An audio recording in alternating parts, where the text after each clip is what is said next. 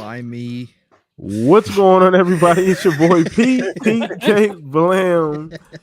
Another week of the Shop Podcast. As you guys can see, we already got things warmed up in the pre-game. We already laughing, having a good time. What's up, chat? How's everybody doing, man? Appreciate you guys coming, hanging out with us every single Saturday evening. Once again, retweet that link. Let everybody know the Shop Podcast is live. This is episode 338, man. Blessed to be here. Got an awesome guest, man. We might have another one drop in. You never know who might stop here at the Shop Podcast. It's actually one of the cool things about being here. You never know who might pop up on a panel at any point in time. Shout out to you, Taylor, Shonsu. What's up, Matthew? Everybody, Caitlin.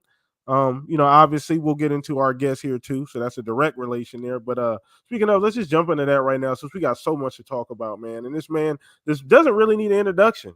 He's here about once a month minimum, usually at this point in time. But, big fan of the show. My cousin, my brother from another. What's up, Mav? How you doing, brother? I'm doing fantastic, bro. You said that the guest the chat may never know who's going to show up here, but I think they're starting to get a idea that I might just show up. A lot of times you're right. The pattern, yeah. But no, man, I appreciate the invite as always, dude. We're gonna have a blast, and lots of interesting things to talk about, man. Mm-hmm. It's kind of been slow. We were talking about this pregame, man, but it's like, we always kind of find, we kind of find something to talk about. But we got something good, whipped up today, and we'll get into it. But shout out to chat, man, everybody. Once again, let the people know the Shop Podcast is live, man. We're in this thing. We're going to have a phenomenal show. And once again, you never know who might stop by. We already got a great guest, had a great panel. Speaking of great panel, got to throw this over to my brothers, the two gentlemen that make this show what it is. We're going to start with you, Mr. Pong Soul. How you doing? The Duracell battery of the show. What's up, brother? Tortured, man. I'm tortured. What? I got to do another show with Mav. For God's sakes, man. Fuck. That is not you can do it. You'll get through it, Pog. It's okay. Nah, man. You know how we brothers do, I man. We give each other a hard time. It's great to be back on another Saturday night. Glad I could make it through. Obviously, great to hear you, PTK. Great to hear Fuzzy. And, of course, always great to hear my brother from another, Mav, of course, jumping in here with us. So we always have a good time, and that's all we're doing is just rolling right into it. So yeah, it's been a slow week of news, man. A little bit. I mean, we got some stuff, but comparatively speaking to the last 4 or 5 months, man, this is an off week. But yeah, no, gaming wise, been like Fuzzy was saying, backstage, kind of waiting on Dragon's Dogma 2 a lot here. Yep. I'm definitely planning on hopping into some Democracy this weekend. Does it feel like people are holding their breath for that game? I'm not gonna lie. It kind of feels like everybody's holding their breath. It's one of those games, man.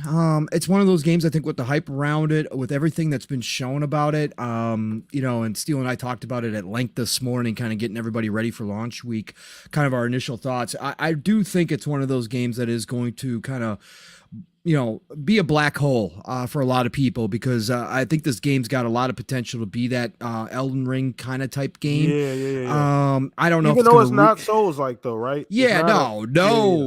I can't believe I found out this week there's a whole group of people who thought it was a Souls-like game. I'm like, I didn't even play the first one, and I knew it wasn't like that. Yeah, no. Fawn, shout out to Fawn's Gaming. He had thrown out a video from somebody that he watches. I forget the content creator's name. My apologies right now offhand, but he had thrown out a video of a content creator, a pretty big content creator, who actually put out a whole video explaining to people that this was not a Souls game because he had seen people talking about this. Like, I was like, I don't know, kind of what ponds he's swimming in, but I haven't seen any of that. But if there was anybody out there thinking that this is a Souls-like game, no.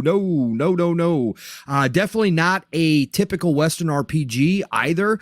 You do have to have some strategy. There are things involved in the game.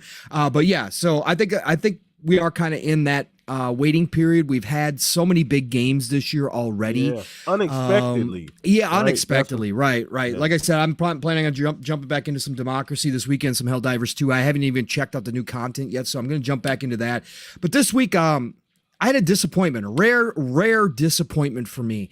And so, I've been playing my Age Empires 4, my bro Tato and all that kind of stuff. So having a good time, but I was really excited for Star Wars Battlefront Classic Collection. I was super excited. And I'm fine with nostalgia cash grabs. I'm not one of those people that hate on them. I don't think every game has to be remade just because it's so old. If you treat the IP with respect, you bring it up to 4K 60, I'm good with that. If you leave the graphics as is, like, I don't have a problem with that. I just want to be able to play that game in 2024. And obviously with this one, with Battlefront 1 and 2, the big thing was they were turning back on the servers. They were bringing back the multiplayer, which was obviously a big part of that game, and those two games, and their success back in the day was the multiplayer. So many memories. Now, I like the single player campaign. I don't mind playing against bots. I'm one of those guys, so I'm cool with even the other stuff. But Aspyr knew that the multiplayer was the main draw. They knew this in 2024, that if they were going to bring this back, and I should have seen the red flag since there was no announcement until about a month and a half prior to launch. I should have seen the red flag, but I didn't. And I pre-ordered this thing, and I was there on launch night on Thursday, went to New Zealand, took a quick trip to New Zealand to play early, jumped into the single player stuff. Great. Fantastic. Just like I remembered. In fact, I didn't even remember that they actually splice in scenes from the actual movies into the introductions to each campaign. So I thought that was sweet. I was living life. I was smiling ear to ear, having a good time. Jumped into multiplayer, found a match right away, right? Played like 4 or 5 matches in a row. There was some lag, right? There was some lag there, but I was in New Zealand. I'm like, I'm in New Zealand, no big deal. So launch time officially comes around, 11 o'clock Central Time came around. That's when it officially launched for me. I jumped back to the United States, took a quick flight back to the States, and hopped in. Played some single player, still no issues. Was rocking and rolling on the campaign in the first game, and tried out the second game a little bit, and having a great time. Again, no problems, no glitches, no lag, no nothing. Good. Hop into the multiplayer. Nothing. Right? Nothing. Nothing. No, can't find a match. Matches are all full. I go in. They brought back all the old UI. They didn't change a damn thing. So you can search through servers just like you can in Battlefield and other games. So I bring up the server search. 4 official servers. Crazy. 64. 4 official servers. So what is that? 256 players worth of servers. I'm like, okay, so I'm trying to hop in, nothing, full. Then, of course, people are creating their own servers. I'm like, cool, let's just scroll down the list. Let's find some openings and hop in. Finally get into one, kicked within 3 seconds. Okay, cool. This is normal. This is opening night. That's fine, whatever. Keep trying. I do this for 15 minutes. I get into one match for more than 10 seconds, and the lag is so bad, it is not even funny. Okay, shots not even firing. Okay, I'm like, okay, so I'm like, all right, cool. Launch night, no big deal. They'll probably get the servers up. I gotta go to bed. I gotta get up in the morning. I gotta go to work. So I shut it down. I'm like, no problem. I get up in the morning. I actually woke up earlier than usual. So I'm like, I got ready, and I was like, you know what? I got an extra 45 minutes here. So I'm going to hop in. I'm going to see what it's like right now. See if they rolled out some more last night and see how it's playing. So I hop back in, get into a match. 4 real players and the rest bots. And the lag is still just as bad, like unplayably bad, right? And I'm like, okay, so I tried a couple more rounds, same thing, could not find a good stable connection, nothing. So I just shut it down, went to work. Made a post, because I had made a post how excited I was the night before, had taken a picture of the title screen, said, we're back, boys and girls, shout out to Aspyr for making this possible in 2024. Man, giving them that early credit. I gave them the early credit. Yeah. But as I said, I've given the criticism to, Rockstar for the remasters of the Grand GTA trilogy, right? I gave him the smoke for the lack of even minimal effort there. I gave Konami the smoke for the Metal Gear supposed remasters, right? The resolution like at 400 or whatever the hell it was. I gave those guys the smoke. So I made another post with an update, and I gave Aspyr the smoke for this, because Again, I'm good with nostalgic cash grabs. I don't expect the world. I was super excited for the single player, but also because the multiplayer was going to be back up. You knew in 2024 that that's what was going to be required.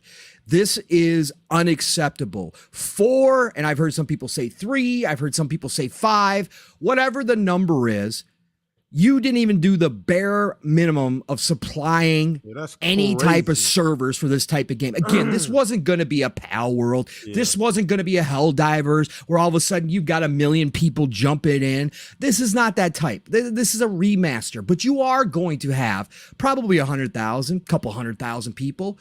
I know servers are expensive, but for that, come on, man. Aspyr, come on. You can't do this in 2024. You ruined the experience. You waited almost 24 hours to put out any type of communication saying you're working on it. Listen, if you can't even get this up and running, this isn't Aspyr's first go around. They have had a rocky kind of track record when it comes to these games. Yeah. So again, I did the rare thing, PTK. I actually did request a refund on this. Normally, I don't do that. That's big for you too. Yeah. No, I think I've requested maybe 3 refunds in probably the past 8 years. There are very few times I ever request a refund.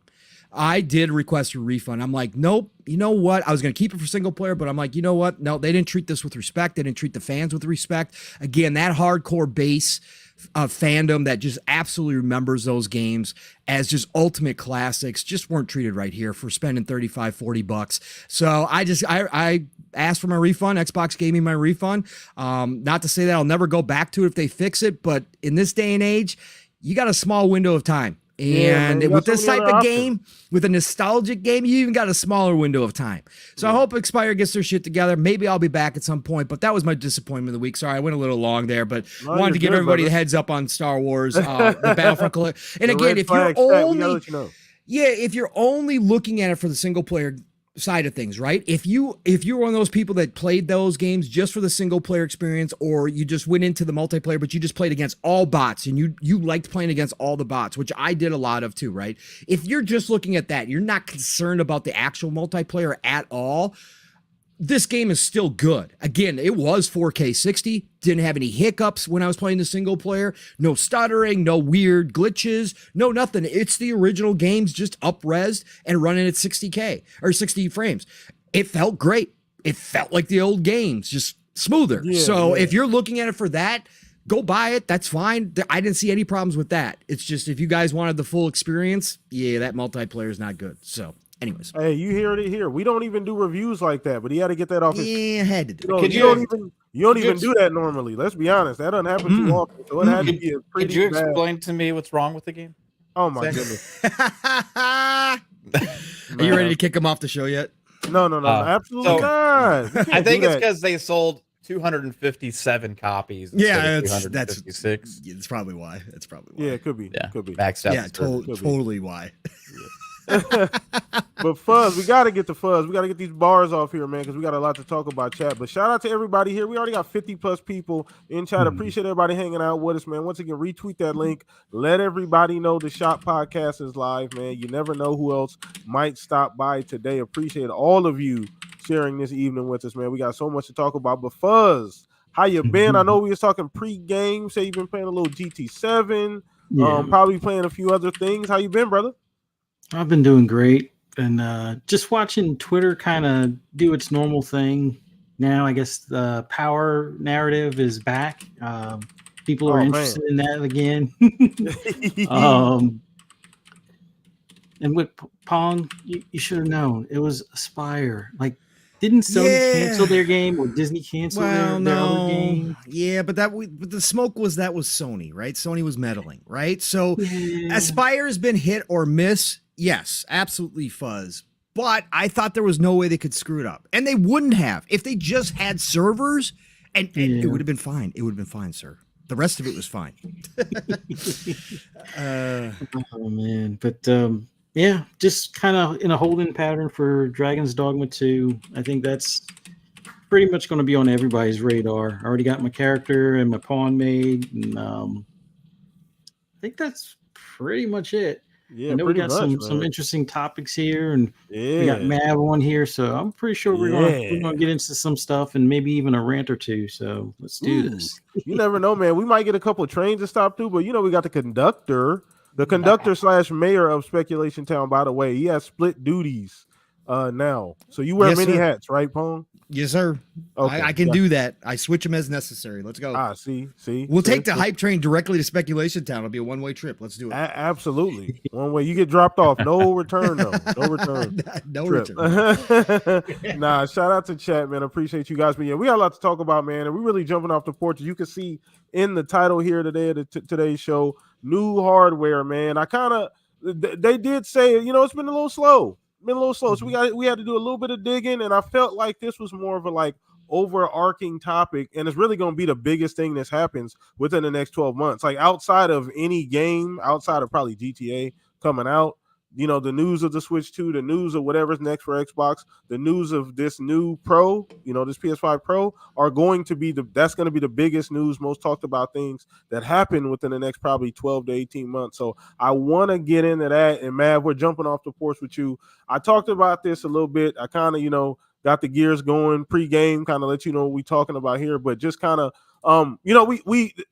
it's kind of funny how, this generation goes and we talk about the big three and, how each one has to do something different to survive and where gaming is going, all the layoffs, all the crazy stuff's been happening. But we see all three companies evolving, right, Mav? But they're all having to do it a little bit different, right? Mm-hmm. So none of them are really doing it the same exact way, Xbox is putting everything everywhere. That's kind of the strategy, right? Nintendo's leaning on what they always do. If it ain't broke, don't fix it. Come out with compelling hardware, but make Mario and do that over and over again, right? People don't buy it. And then Sony, right? Your IP, right? You lean on the IP and the brand recognition, and you lean on that, right? And then you try other stuff, and then hopefully it all works out. Then the game and the service stuff is kind of new for them, right? So everybody's doing things a little bit differently, but the hardware is going to be the biggest change. Switch 2 is inevitable. We know that's happening, right, Mav? This PS5, at this point, this PS5 Pro is happening sooner than later. And then we got the Cinnabon news about, or just statement. I don't say news. Let me not say that. Statement about, what we might be getting this winter. So where you at on all of that, man? Yeah, we're going to be in for a hell of a few years ahead, just with all the different hardware stuff coming out. And I think PlayStation's kind of getting the ball rolling. If those specs and the leaks are real for the PS5 Pro, it is doing some pretty good stuff there for what it's supposed to be kind of a mid-gen upgrade, but maybe it's kind of going to be more of a every 4 years type thing. I don't really know what they're doing because the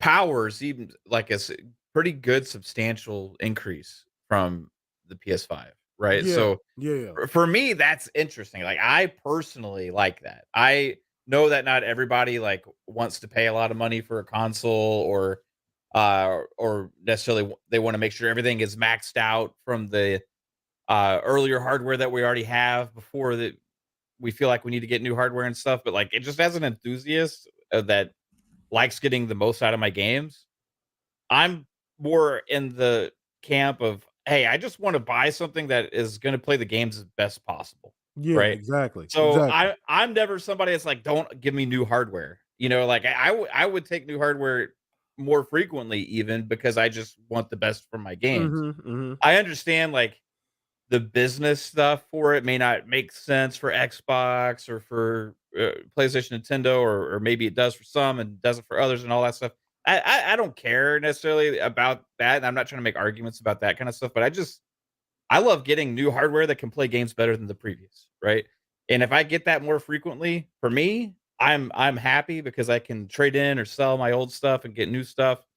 So for the PS5 Pro, I'll be getting it for if they do updates for GT7. Let's say a Ghost of Tsushima 2 comes out and it runs and plays better on the PS5 Pro and all that kind of stuff. I'm a bit more excited for that. If multiplats, I might start having to buy some multiplats on that instead of on Xbox if they run and play better. But I do kind of wish that, just personally, that we got that from Xbox as well and not wait 2 more years for an upgrade, just because I don't want to play those multi-plats on PlayStation, but I'm not going to also sacrifice potentially like 60 frames on one versus the other if that ends up being the scenario.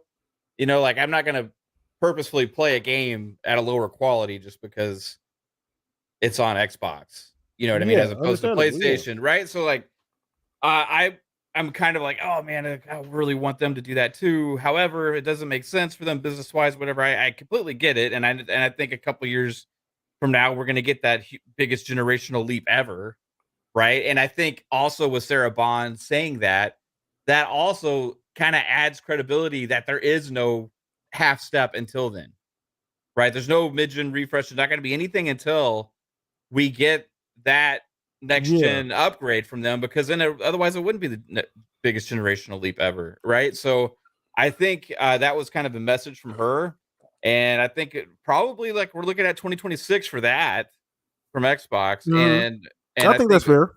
More so, if we get anything that's kind of different or unique from them in the meantime, it might be like the handheld thing. That's what I'm thinking. But that's what I'm thinking. But if we don't, then it'll probably just be the like diskless Series X and stuff like that, and maybe like different storage solutions and interesting things like that. Maybe like the Project Keystone thing, like the streaming puck. Thing, yeah. I think they're going to have other options for us to access the ecosystem besides just the traditional Series X and Series S that we have now. But yeah, it'll be interesting to see, like with PlayStation having that power advantage again, and see how much that of an impact that has on multiplats coming out in the future, and also where people decide to play some of those games, and if they are better, on PS5, right? Because that's gonna be, I don't know, and I also want to know how much it is, but I'll be day one on it. Switch 2 is going to be its own thing as well. It'll be obviously behind the Xbox and the PlayStation, but I don't think it's going to really necessarily have a huge impact on either of those two. But I'm excited for all of them. I've always liked to get all the hardware and all the consoles. So, but yeah, it'll be a long wait. It'll be a longer wait for me, like knowing, like with the PS5 Pro waiting for the next Xbox. Yeah. Does that make sense? Like, it'll feel longer. Like, I really want that next piece of hardware, but it is what it is. Interesting. And once again, this is where we're at, chat, and that's what I'm talking about. Like, this is because all of them got to do it a little bit differently, right? They're all taking a little bit different path to try and get to the same goal ultimately. So it does put each one in an interesting spot because, like you mentioned, the PS5 Pro, the whole power thing, and obviously that jump, that's as soon as these rumors started and obviously were substantiated, and that seems to be getting like more and more to actually being true. A lot of the things we're hearing. How big of a deal is that going to be? And like you said, the interesting thing is going to be third party, right? They're doing it at a time where you drop it right before the next GTA, right? If that becomes the best place to play GTA, right? The primary place people play that game, that's going to be a big deal for PlayStation and Sony, obviously, right? Even if they don't really, because let's be honest with you, on the Sony side of things, the roadmap still isn't there, from a first party standpoint. They don't have that yet. Helldivers was a godsend. Thank God Helldivers did what it did. You know what I mean? Because that was a big that's kind of buoying them right now. The engagement. Yeah, but mainly on PC though, right? And let's just be honest, like but it's the name being attached is a good thing. Is what I mean, right? For sure, yeah, it's good. But yeah, so it's just kind of interesting to see going forward. Like even with all of that, just with the hardware plus GTA, that could just buoy, that keeps them right there in the mix until they can put out Wolverine or whatever big first party game is next, So and we're gonna get that showcase too. Like that. We'll get that like Sony statement showcase somewhere, right, and that they'll finally show all that stuff off. I think the multiplats are the biggest thing. I saw a lot of like some comments on our show last night from people talking about like. Just people's reaction to the PS5 Pro, like, why does everybody think all of a sudden now because PlayStation's doing this that Xbox needs to do also?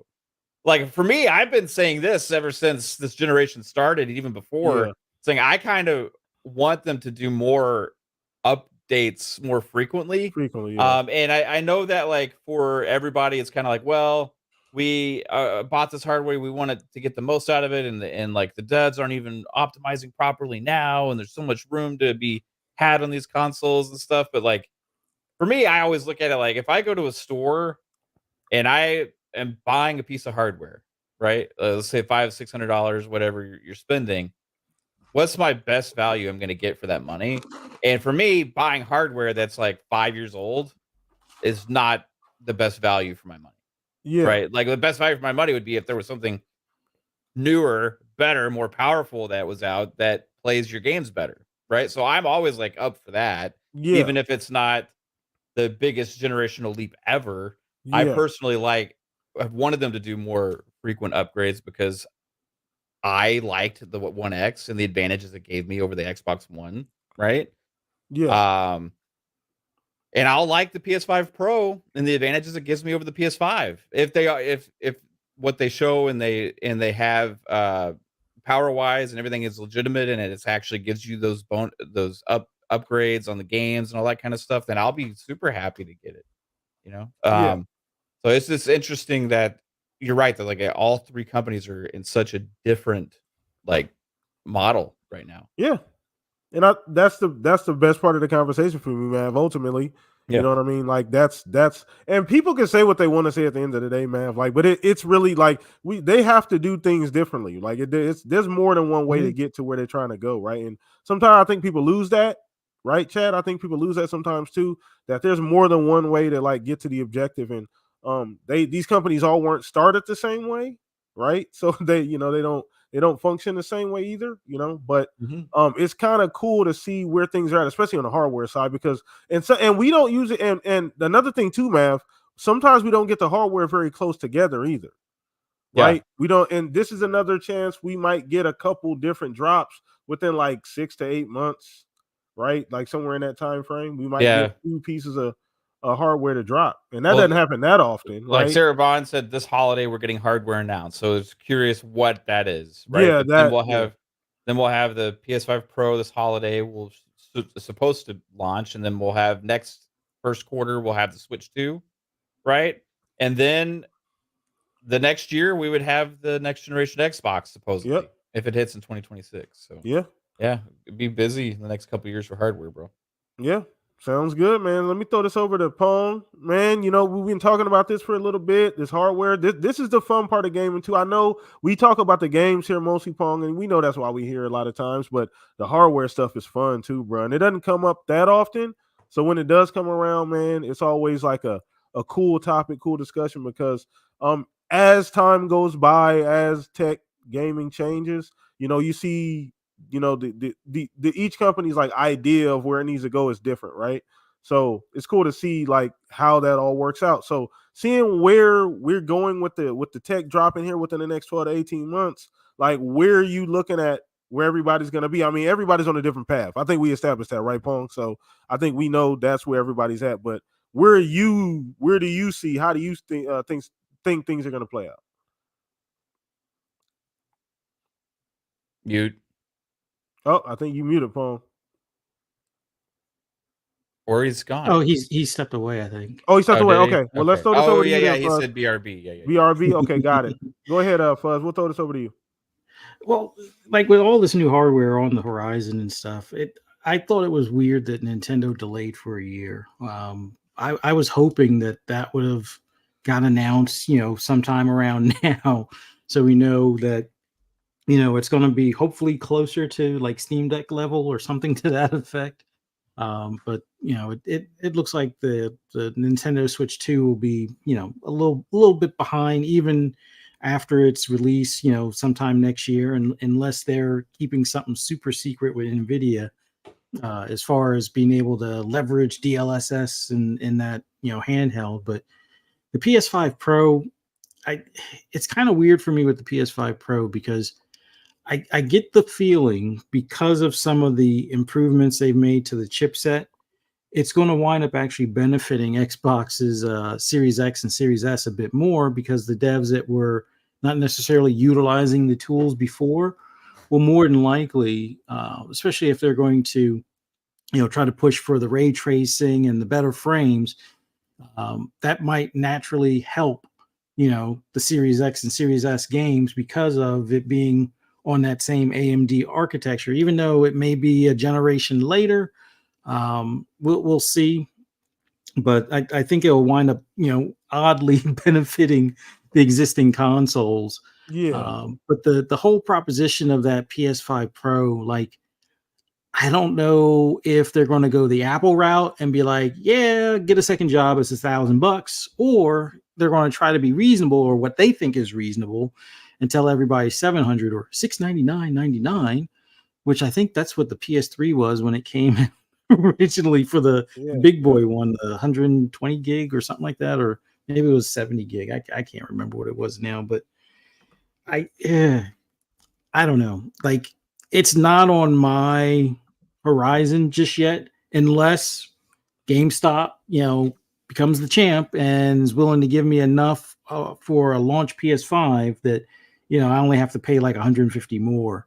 Or maybe I get rid of my launch PS4 and my launch PS5 to trade it in for, this PS5 Pro. Because, I mean, some of the specs are showing that it really should be probably called a PS6, although the CPU aspect of the chipset or of that APU is still on the current generation of stuff. But the video or the graphics card equivalent built into it seems to be, what's really boosting these numbers. And I'm wondering if that AI hardware that's built into the chip as well is going to be kind of the thing to help boost it to those numbers that we see. Because I'm still not believing those numbers. Like, I believe that would be the dev kit, but not what the retail versions will be when we get them in hand. But if they are that, I mean, $700 is a steal for that type of tech. And I really can't see Sony saying, you know what, we'll lose $100 on each one of these. I really don't see them being that type of way, especially Toki now, being like, y'all don't know how to make money. So last thing I think somebody's going to want to put on this table is, we're losing the $100 on each console or something. So yeah, I don't foresee that being a thing. So $700 it is. Get a second job, I guess. At this point, it's like, I would much rather them just go day and date PC.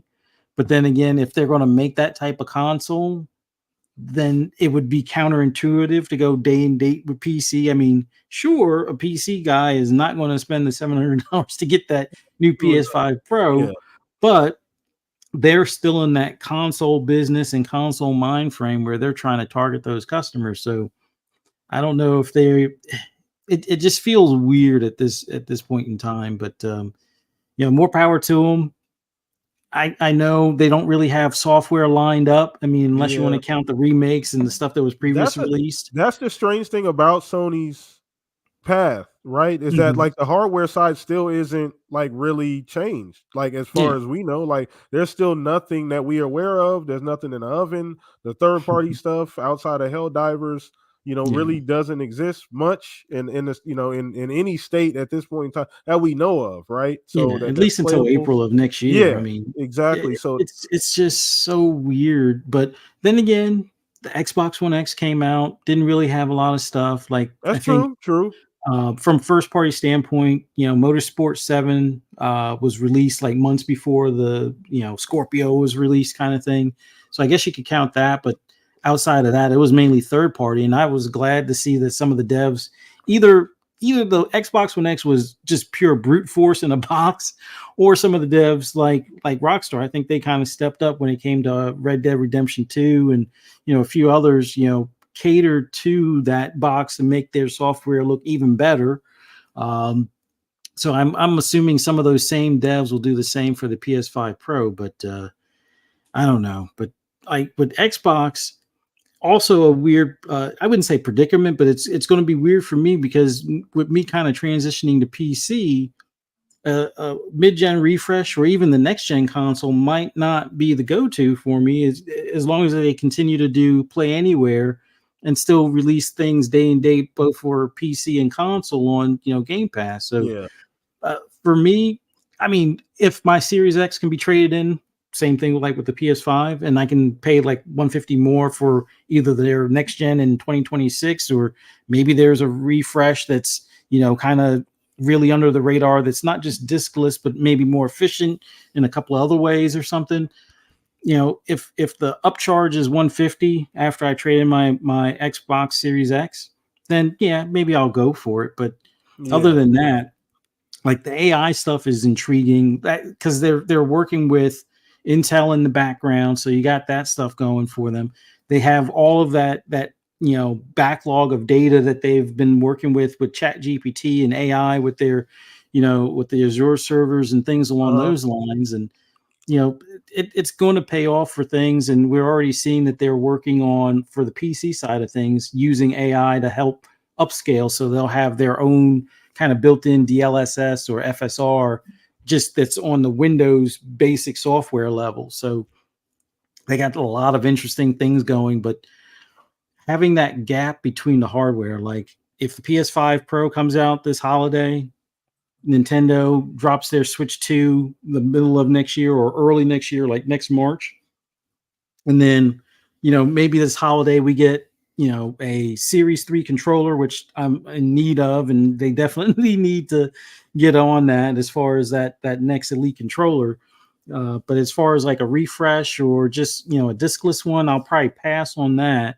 I mean, unless the deals over at GameStop are really that good, and then look forward to the next gen console. But once again, being on teetering between console and PC, if they wind up doing similar to PlayStation with, oh, it's $700 because it's for the enthusiasts, I'll be like, I'd rather put that $700 into my PC at that point. But I don't know. It's exciting, and I wouldn't say frustrating, but it does make you wonder. Like, we've had these consoles for like 3 years now, and I honestly don't think they've even been pushed to their limits yet, whether that's the PS5 currently or even the Series X currently. Like, I know there's software in the pipeline for Xbox that will be pushing that. Like, you got your you know, Hellblade 2 that's definitely doing it. I know normally you would say like Forza Motorsport, but I don't think it's really pushing the Series X as much as it could. Like, I don't think they fully optimize it like they probably can. I mean, they're doing tweaks here and there as time goes on. They're tweaking AI, they're tweaking other visual stuff. They're doing some fixes in the background, but I don't think it's fully pushing that console yet. Like, as great as that game looks, I don't think it's hitting that 75% mark yet, or even above that. But we'll see what Hellblade does as far as if it hits the 75 or above. I mean, from, you know, the things we've seen for their photo mode and some of the, you know, free stuff. Yeah, it definitely looks like it. Not that it's going to melt the console, but it looks like, you know, one that's not suited for that type of stuff would probably melt, and it looks like it'll be pushing that Series X to its limits. Looking forward to other things down the pipeline, like, you know, Clockwork Revolution, I think, will probably be another one that'll kind of push it. We'll see what Perfect Dark does as well, but it's weird. It's exciting right now. Like I said, the hardware, I mean, even, you know, for the PC side of things, like a Steam Deck 2 to me is also on that, you know, hardware. I didn't even consider that. I'm dead ass. I forgot about the Steam Deck. Like, I mean, they really could do another iteration of that too. I forgot all about that. So that's a good point. And I think, like, all intents and purposes, I think the Xbox handheld, if everything holds true of what we've been hearing and some of the stuff that they've been, you know, hinting to, spill the beans, man. Tea leaves, man. I think that Xbox handheld will be, you know, close, if not on par with that Steam Deck 2, maybe even a little bit better for the AI stuff that might be incorporated into it. So yeah, it's definitely an interesting time. But man, oh man, before we start spending any more dollars, or at least for me, I want to see these current pieces of hardware. Like, I want to see the Red Deads and the GTAs and even the first party stuff that's really going to be pushing it. I know the Xbox first party stuff is right around the corner. PlayStation stuff, not so much. So just feels weird on their side. But man, it's still an exciting time any way you look at it.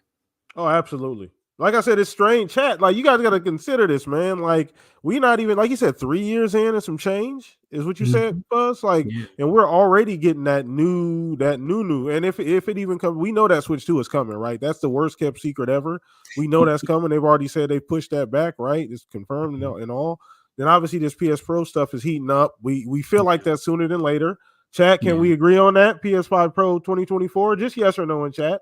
That's all I need. I don't need anything crazy. Just yes or no. PS5 Pro 2024. Yes or no. Let me know right now. And then Xbox, right? I think the most compelling thing for Xbox is like, and I know, Mav, you talked about this even, is that like, could they go to the handheld route? I've always kind of been a little resistant for the handheld thing, but I've opened up to that considering like the possibilities, right? We've seen all these different devices, and a lot of them are like really cool from the tech standpoint. The price point's always been the kind of balance. Steam seemed to be the best value for both. They seem to nail that market and kind of got that locked in. But if Xbox could come along with some of that cool shit in a handheld form, that can make things interesting because you don't really have to compete with the PS5 Pro, right? At that point, if that's the play. So Pong, I don't know where you're at on all this. I think you're back, right, Pong? I am, sir. All right. So chat, y'all, I'm seeing no, yes, no, not this year, chat. Okay, so go ahead, Pong. Just I'm pretty sure you've been listening to everything we've been saying. So yeah, I have. And we've had this talk a couple times this week already, obviously, since the news dropped on yesterday. Like Mav said, again, even though I'm not a tech head and I don't get into all the specs and all that kind of stuff, I am kind of a tech geek and nerd. I like to see all the new stuff that comes out, and I've always enjoyed that. So I'm always down for new hardware coming out. Never been a mid-gen guy. Again, I didn't do it for PS4 or Xbox One. I didn't have any need to, because I was still rocking a 1080 TV. Let's be real. I didn't have 4K. So why the hell did I need an upgrade? So I've never been like necessarily the mid-gen guy, but I've always been looking at new stuff. And I think for me, with the PlayStation 5 Pro and just kind of knowing the baseline, you know, the specs that are out there for the dev kits and just kind of understanding the basics, right? This is more than a mid-gen refresh if this is true. This is almost a generation. This is absolutely.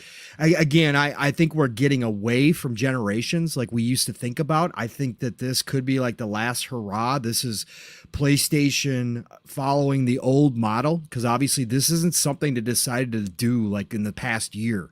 This is R&D. This is a lot of R&D, especially if what we're talking about here is true. This is a whole lot of work. This is something they planned from the get-go. So they were looking at the old business model because they still use a lot of the old business model. So I think this might be kind of like the last hurrah. But I think that this is, you know, I used it as an example this morning, and I want to be careful here because I'm not comparing the PS5 Pro specs to any PC specs here, okay? When I say this, I'm using it as an example of why I say it's more than a mid-gen refresh. When you look at the leap here that they're claiming, between the base PS5 and what this PS5 Pro is going to be on the inside, this is like just take any card. So I'll take the one that everybody kind of said was probably the best example. This is like NVIDIA announcing, you know, having the 20 series out and then announcing the 30 series and what the 30 series performance boost would be. So in PC terms, and we know the consoles are becoming more and more PC-like, this is a new generation right here. If this all pans out as is, and again, like Fuzzy has pointed out and other people have pointed out, these are the dev specs, not necessarily what will be at retail, and retail might be less than this. Yeah. So, but still, this is the way I look at it, as this is almost a generational. So yeah, I'm excited to see what happens. Is it going to make me go buy a PS5? No, it's not. Because again, they still aren't making the games that appeal to me. Even if, you know, so Paul, can I ask you a question about that? Sorry to kind of backtrack you here. No, go ahead. But I got to ask this while it's on my brain. The roadmap, like that, how much does that play into? So it's and this is something you highlighted, Fuzz, and I'm glad you brought this up, right? Like the decision to go a pro route when the roadmap is what it is currently. Like, is this because what Sony's real good at is redirecting. Like, hey, look, we're doing this cool shit over here. Like, you know what I mean? Like the roadmap hasn't really been addressed. Now, it might not be that big of a problem if you get a GTA announcement and you're able to show that thing on that PS5 Pro, maybe it doesn't care. Maybe people don't care as much because yeah, go ahead. Finish. No, go ahead. No, I'm just you're good. Like that's kind of where I'm going. Like because this isn't new news. We talked about this last year when Tom Henderson. Shout out to Tom and Insider Gaming, by the way. Really do good work. That's why I think this is legit. He's been on this since day one, starting last year when he first announced that the Pro was coming. Now, he didn't have the specs. He's the one who, backed up Moore's Law and said these specs are legit according to his sources. So that's why we're, take them with a grain of salt, but also that Tom Henderson's been very good at what he does. But he talked about this and we talked about this. This was all part of my theory, right, PTK? This was part of my theory of why we hadn't seen a Hopes and Dreams showcase yet. Yep. Right. So this is what they're going to do because the Pro, this is their Apple move, right? This is PlayStation being Apple. They're not going to position this console for the masses. They're still going to make the PS5 Pro. They're going to pull, or the PS5, the regular PS5. They're going to pull a Donnie D and say, we got a console for you if you can't afford this, right? And that's called the PS5, the regular PS5, right? Check out our latest, it's not digital gonna look version. Like that though. They're definitely not going to. Yeah, no. But they're definitely going to say that. I mean, again, for the people, this is not for the masses. This is for your enthusiasts. We are now in that realm. And again, we speculated that Xbox is going to go to this realm for their next gen console, the way that they're talking, that we could be talking an upper echelon price point. I personally think if this all holds true, this PS5 Pro 700 is going to be the lowest. I'm personally leaning at 799. And I think that they're just going to go the Apple route and say, you want the premium experience? You want the best of the best? You are that PlayStation fanboy who went out and bought, the VR2, you bought the PS Portal. You're probably going to buy our handheld when we announce our actual handheld. Like, we're going after you. You want the best of the best. You want bragging rights on the corner, then you got to come pay for it. And they will, right? That they absolutely 1000% will. So, for me, the roadmap is going to be a Hopes and Dreams showcase around the PS5 Pro, in which because again, they've been making games. Now, some of those games have been canceled. Yes. Right. Now, again, we know that some of the first party talent and resources were going to games as a service, and those have now been canceled. So some of those games would have been due out this year, right? As part of the roadmap that they probably had internally. Yeah, they said that. We went from 15 to like 7. Well, we're down to like 4, like at this point. Yeah, whatever. It's crazy. But so they would have had some games coming out. Now they would have been live service games, right? They would have been multiplayer games. They wouldn't have been the standard first party titles, but they would have had some games. But these studios, as I've said all along too, Sony's not dumb in any way, shape, or form. No, not at all. None of them are dumb. They looked over at Xbox and they've been beefing up these teams. Now, they just had some layoffs, but they've been expanding these teams just like Xbox has been expanding their teams. And I said all along, these teams are working on multiple projects, right? Their big studios are all working on more than one project at a time. They're going to have some things to show off, and it's going to be surrounding the PS5 Pro. They're going to sell you Hopes and Dreams. They're going to show you Wolverine. They're going to show you, they're going to tease Cory Barlog's brand new game that he's been working on for 3 years with his team now, right? They're going to probably tease Naughty Dog's new IP, right? Whatever Ben's they're going to show these games with the power of the PS5 Pro. They're going to sell their enthusiasts on this $700, $800 piece of machinery for the future. And it's add to that, Pong. Yes. I just want to interrupt, but imagine a few big multi-platform deals they have where they're going to include in that same GTA, showcase and say it's going to play best on PlayStation. Correct, Mav. We talked about this last night, sir. Obviously, like I said, even if 2K decides this time around not to sell the full marketing rights for GTA, you damn well better believe that they are going to show up for Sony and they are going to give them a version of GTA 6 that will be made around the PS5 Pro and take advantage of the PS5 Pro. So again, that is going to be a huge selling point. Even you're going to get a trickle-down effect to some of the masses at that point. There are going to be some people who start saving up some money to be able to play GTA 6 in its best form. That is assuming that they don't come out with the PC version day one, as they've never done before. Steel seems to think with the money spent they're going to. I still don't think they're going to. So if this is a console-only type game and the PS5 Pro is the biggest thing in town, damn well right Rockstar is going to take advantage of that piece of hardware. I am sure they were one of the third parties that got some of the earliest dev kits for it, and they're going to have GTA 6 running like a champ on that thing, and it's going to sell. And it's going to be bragging rights, and it's going to be all of that. This is what the popularity contest gets you. So they are going to get their final showcase that shows off the roadmap, because all these games are going to play just fine on the PS5 base model, but they're all going to be promoted on the PS5 Pro. When do you think we're going to get the showcase, Pong?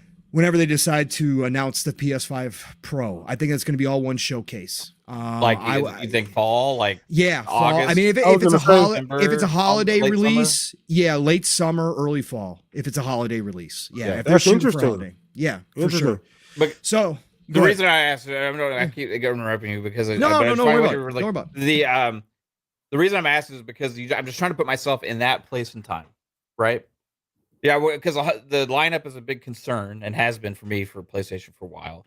But if they wait until like September, October, or whatever to announce this thing and have that showcase, then you're not talking about then at that point they can have games for 2025, 2026, which they said they have one of those games for 2025, right? They said that in their financials. So and whatever that is, they haven't revealed yet. Correct. So they'll have that plus whatever else, and then that's not. If people say, hey, next year, at that point, people are already thinking about next year anyway, right? So they say next year, you're going to have all these you to play on your PS5 Pro. People aren't going to necessarily care about the lack of games in 2024.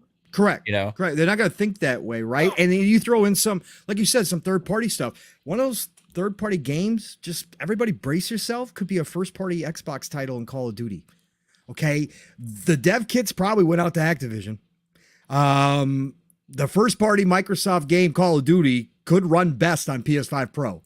All right. So, and obviously if it's not this one, the next one going into 2025 will be one of the ones announced as well. But they can take some other games like Stellar Blade that'll be launching later this year, have a PS5 Pro patch ready for it, right? And advertise the hell out of that, right? Look at Eve now on a PS5 Pro, right? There's going to be people who care about that stuff. They're going to go back, potentially patch in on some of their first party stuff, PS5 Pro versions. Maybe they'll resell them to you. Maybe they'll charge you an extra $10 for the Pro version. I don't know what somebody's going to do. Quick question. Yeah. Big picture. So what are we saying here exactly? Because so what are we saying this does for Sony? What does this accomplish for Sony? Because at the end of the day, we're trying to get to a goal here, right? So takes back the narrative. It takes back the power narrative, gives them the premium experience on the market yet again, outside of a PC, a higher end PC. They will have the premium experience on a ton of games, including their first party games, which are still not coming day and date to PC, right? So they will have that narrative in their bag. They will have that Apple moment where they can claim the power narrative and say, we have all of this and more, right? Don't forget Ghost of Tsushima 2 probably will be in that hopes and dreams as well. So that's all this is. And again, this is because they still follow a lot of that same old business model. They had to have this plan. This isn't something spur of the moment. That's why I don't think Xbox is going to respond, right? I don't think Xbox ever planned on doing a mid-gen refresh this time around, outside of a slimmed down version, an all digital version that got leaked that we all expect. I don't think they were planning on it. So again, this is just PlayStation following their path. All three of these companies, Nintendo, PlayStation, and Xbox, are kind of doing their own thing in different business models right now. And it's kind of really interesting because, again, Xbox doesn't care about the console sales like that anymore. They kind of waved the white flag. I mean, let's be real here. Again, it's still an access point. It's still important to them, but they're not trying to go out and beat Sony at their own game. So Sony's playing by themselves here. So, but they're going to continue to establish themselves as the most popular console brand outside of Nintendo, obviously. But again, we look at those differently. And they're going to say, we are now the most powerful console again. And we have not only just eclipsed the Series X by a little bit, we have gone way up and beyond almost a generation leap here. This is almost a brand new generation in a way. and secure that spot for however long they can hold it until Xbox announces whatever their next console is going to be. And that console could be completely different. So they might just hold that old school kind of spot by themselves, right? So I think this is just Sony following what they thought all along was going to happen this generation. Even if this generation has been different, even if they never planned on the ABK deal happening, they're just moving right along with what they had set forth as their goals, and they're going to hit those goals. But we are moving, I think, towards less of a generational type thought process. This is just going to become the norm, where the upgrades happen every 3-4 years, 5 years, whatever the case may be, as we go forward, as the consoles become more PC like. And I think this is just kind of the last whimper of that kind of, oh, we had this plan from the beginning. This is just how we're going to do it this time around. So yeah, no, I think it's cool. I can't wait to see. And again, we're lined up for potentially 4 straight years of new hardware coming out, right? We could have the PS5 Pro this year. We could have the Switch 2 next year. We could have Xbox jump in early with theirs in 2026. And then we could have PS6 in 2027. It is certainly following that way. I love talking hardware. I love talking new tech, new specs, new games, showing off all the pretty bells and whistles. Like, this is going to be exciting. So again, bring it on, Sony. I can't wait to see the showcase. It's going to be fun, even if it doesn't make me buy one. No, for sure. This is the interesting thing. Part about this year, though, is that like all these things are happening at the same time, and these companies are trying to get to these different goals. And I wanted to bring something else up too. That's very interesting about the timing of all of this, and just kind of where Xbox sits and the interesting position that they're in, right? Like kind of where they sit in all of this, Pong. And I'll throw this to you first, just because you kind of wrapped up the last little bit there. But like for Xbox, for you, right? Like, and obviously we can only speak to ourselves here, but for you, like if you were Xbox and said, okay, like they're gonna have a power narrative, that's probably gonna happen. With all of that said, what do we need to do? You're like, what's your plan? I'm gonna say, what do we need to do? But kind of where would you position Xbox? Me? Yeah. I would just follow what I'm doing. I wouldn't worry about it anymore. I think when Phil said that we'll never lose the power narrative again was a completely different time 3 years ago. I think that was a completely different moment in time. So much has changed since he made those statements. Their goals, their philosophy has been accelerated because of ABK. So they're in a different spot. They're looking to go differently. So I don't think you do anything. You let PlayStation, right, reign supreme. Right. Go ahead. No, the strength of Xbox is the ecosystem, you could argue. So that goes anywhere. That goes anywhere. And 3-bit and other people pointed this out too, PTK, and we should. The potential here is with the PS5 Pro and what it is, if it comes out, this might actually help the Series X with the games, because the devs are going to put this extra time. Now, again, that's another question. Like, this is going to be a limited base of people that have the PS5 Pro. How much effort are third parties going to put into it? But because it's Sony, because it's PlayStation, we can probably expect a lot of the bigger third-party devs to actually work on this. But that might actually improve the games on the Series X, because they might take more advantage as they scale down to the Series X. There might actually be a bump in performance, so that might actually help out. But again, if I'm Xbox, I'm just not worried about it, because we're in a different spot now completely. Like, and if we are really throwing down the gauntlet, as Sarah Bond did in the business update, and saying we're taking our next gen console like to another level, like we're looking for the biggest generational leap possible, and we've heard and talked about the hybrid possibilities. If they are taking themselves out of the traditional console space, or starting that process with an evolution, with a console that is, yes, somewhat traditional, but also incorporates a lot more into it, that makes it more PC than ever before, and they are, unifying their ecosystem, and they're going to have this handheld that's going to play along with this high-end console, along with any tablet you have, any cell phone you have. Like, if they're going to start that whole process, which they've indicated they're looking to do, then you just stay the course. Let Sony brag all they want about the power narrative. Your next console is going to be different than everything else, And it's going to have its own benefits, including what we talked about last night with all of these studios that you now own as first party.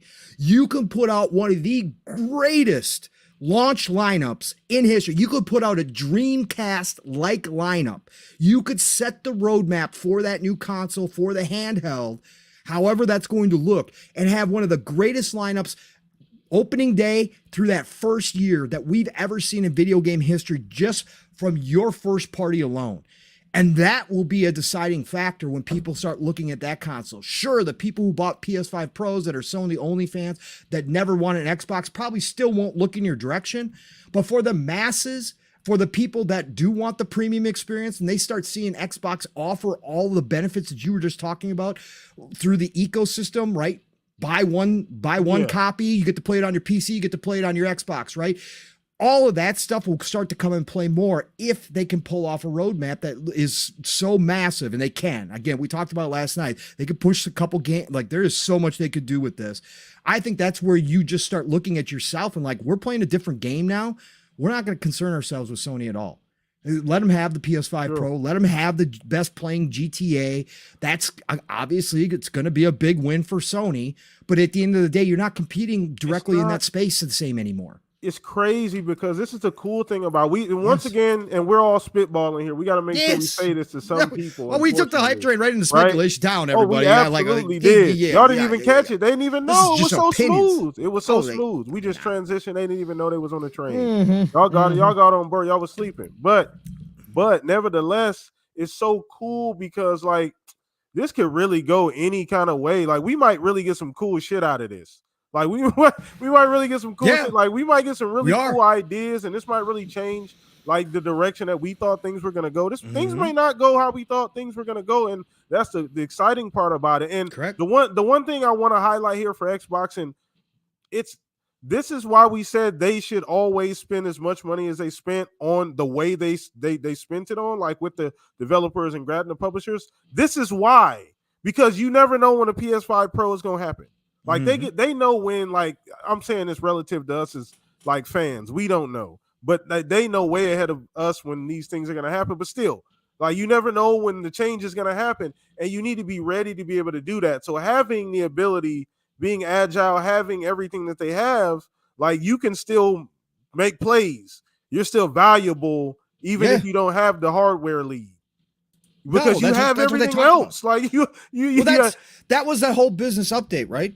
That they kept reaffirming all the benefits that their ecosystem has. That's not me scapegoating Xbox or nothing like that. I don't want to even. I don't even feel like I need to even clean that shit up because I said what I said. But like it is what it is. That's why you go spend as much money as they spent on what they bought. You know what I mean? Because you can move around when shit's changing all of a sudden. Okay, cool. They're the clear hardware leader if things play out that way. But we still got. I'm still walking around. That doesn't change much for what we got going on over here. I still make the same deals. I still got the same pool. I still can go to the same tables and make the same kind of deals because I'm still this gigantic ass developer with all of these assets and still got Game Pass. You know what I mean? So it's just all these. You can still move around. Yeah, you're not limited anymore, right? Again, if you break out of the old mold, which is exactly what they're doing, you're free to go make your own space, right? That's what they're doing, and they're looking not at a smaller space, right? They're not moving from a one-bedroom apartment into another one-bedroom apartment. They're looking at moving from a one-bedroom apartment into the penthouse at the top, right? That's what they're trying to do by expanding their ecosystem out to as many people as possible. They're not concerned about the one-bedroom anymore, right? They're looking much, much bigger, and that takes you out of this, we got to go one for one every single time with Sony. That's not the case anymore, and we've seen it already. They're not trying to do that anymore. This is not the same setup it once was. This is not the old mentality that was prevalent for decades. It's gone. Like, and again, you can hate it. I do to a certain degree, right? I've said that time and time again, but from a business standpoint, it doesn't matter. They're doing their own thing, and they don't have to match Sony every time Sony does something. You just worry about yourself because you've got so much underneath the belt now. You got so much underneath the umbrella that you control your own destiny. That is something we talked about time and time again with these acquisitions. They now have the power to control their own destiny, and they're going in their direction. That's what they're doing. Yeah. And I want to bring this. As funny as you say that, because I'm gonna look like a hypocrite that I'm bringing this up because we just got done talking about this phone.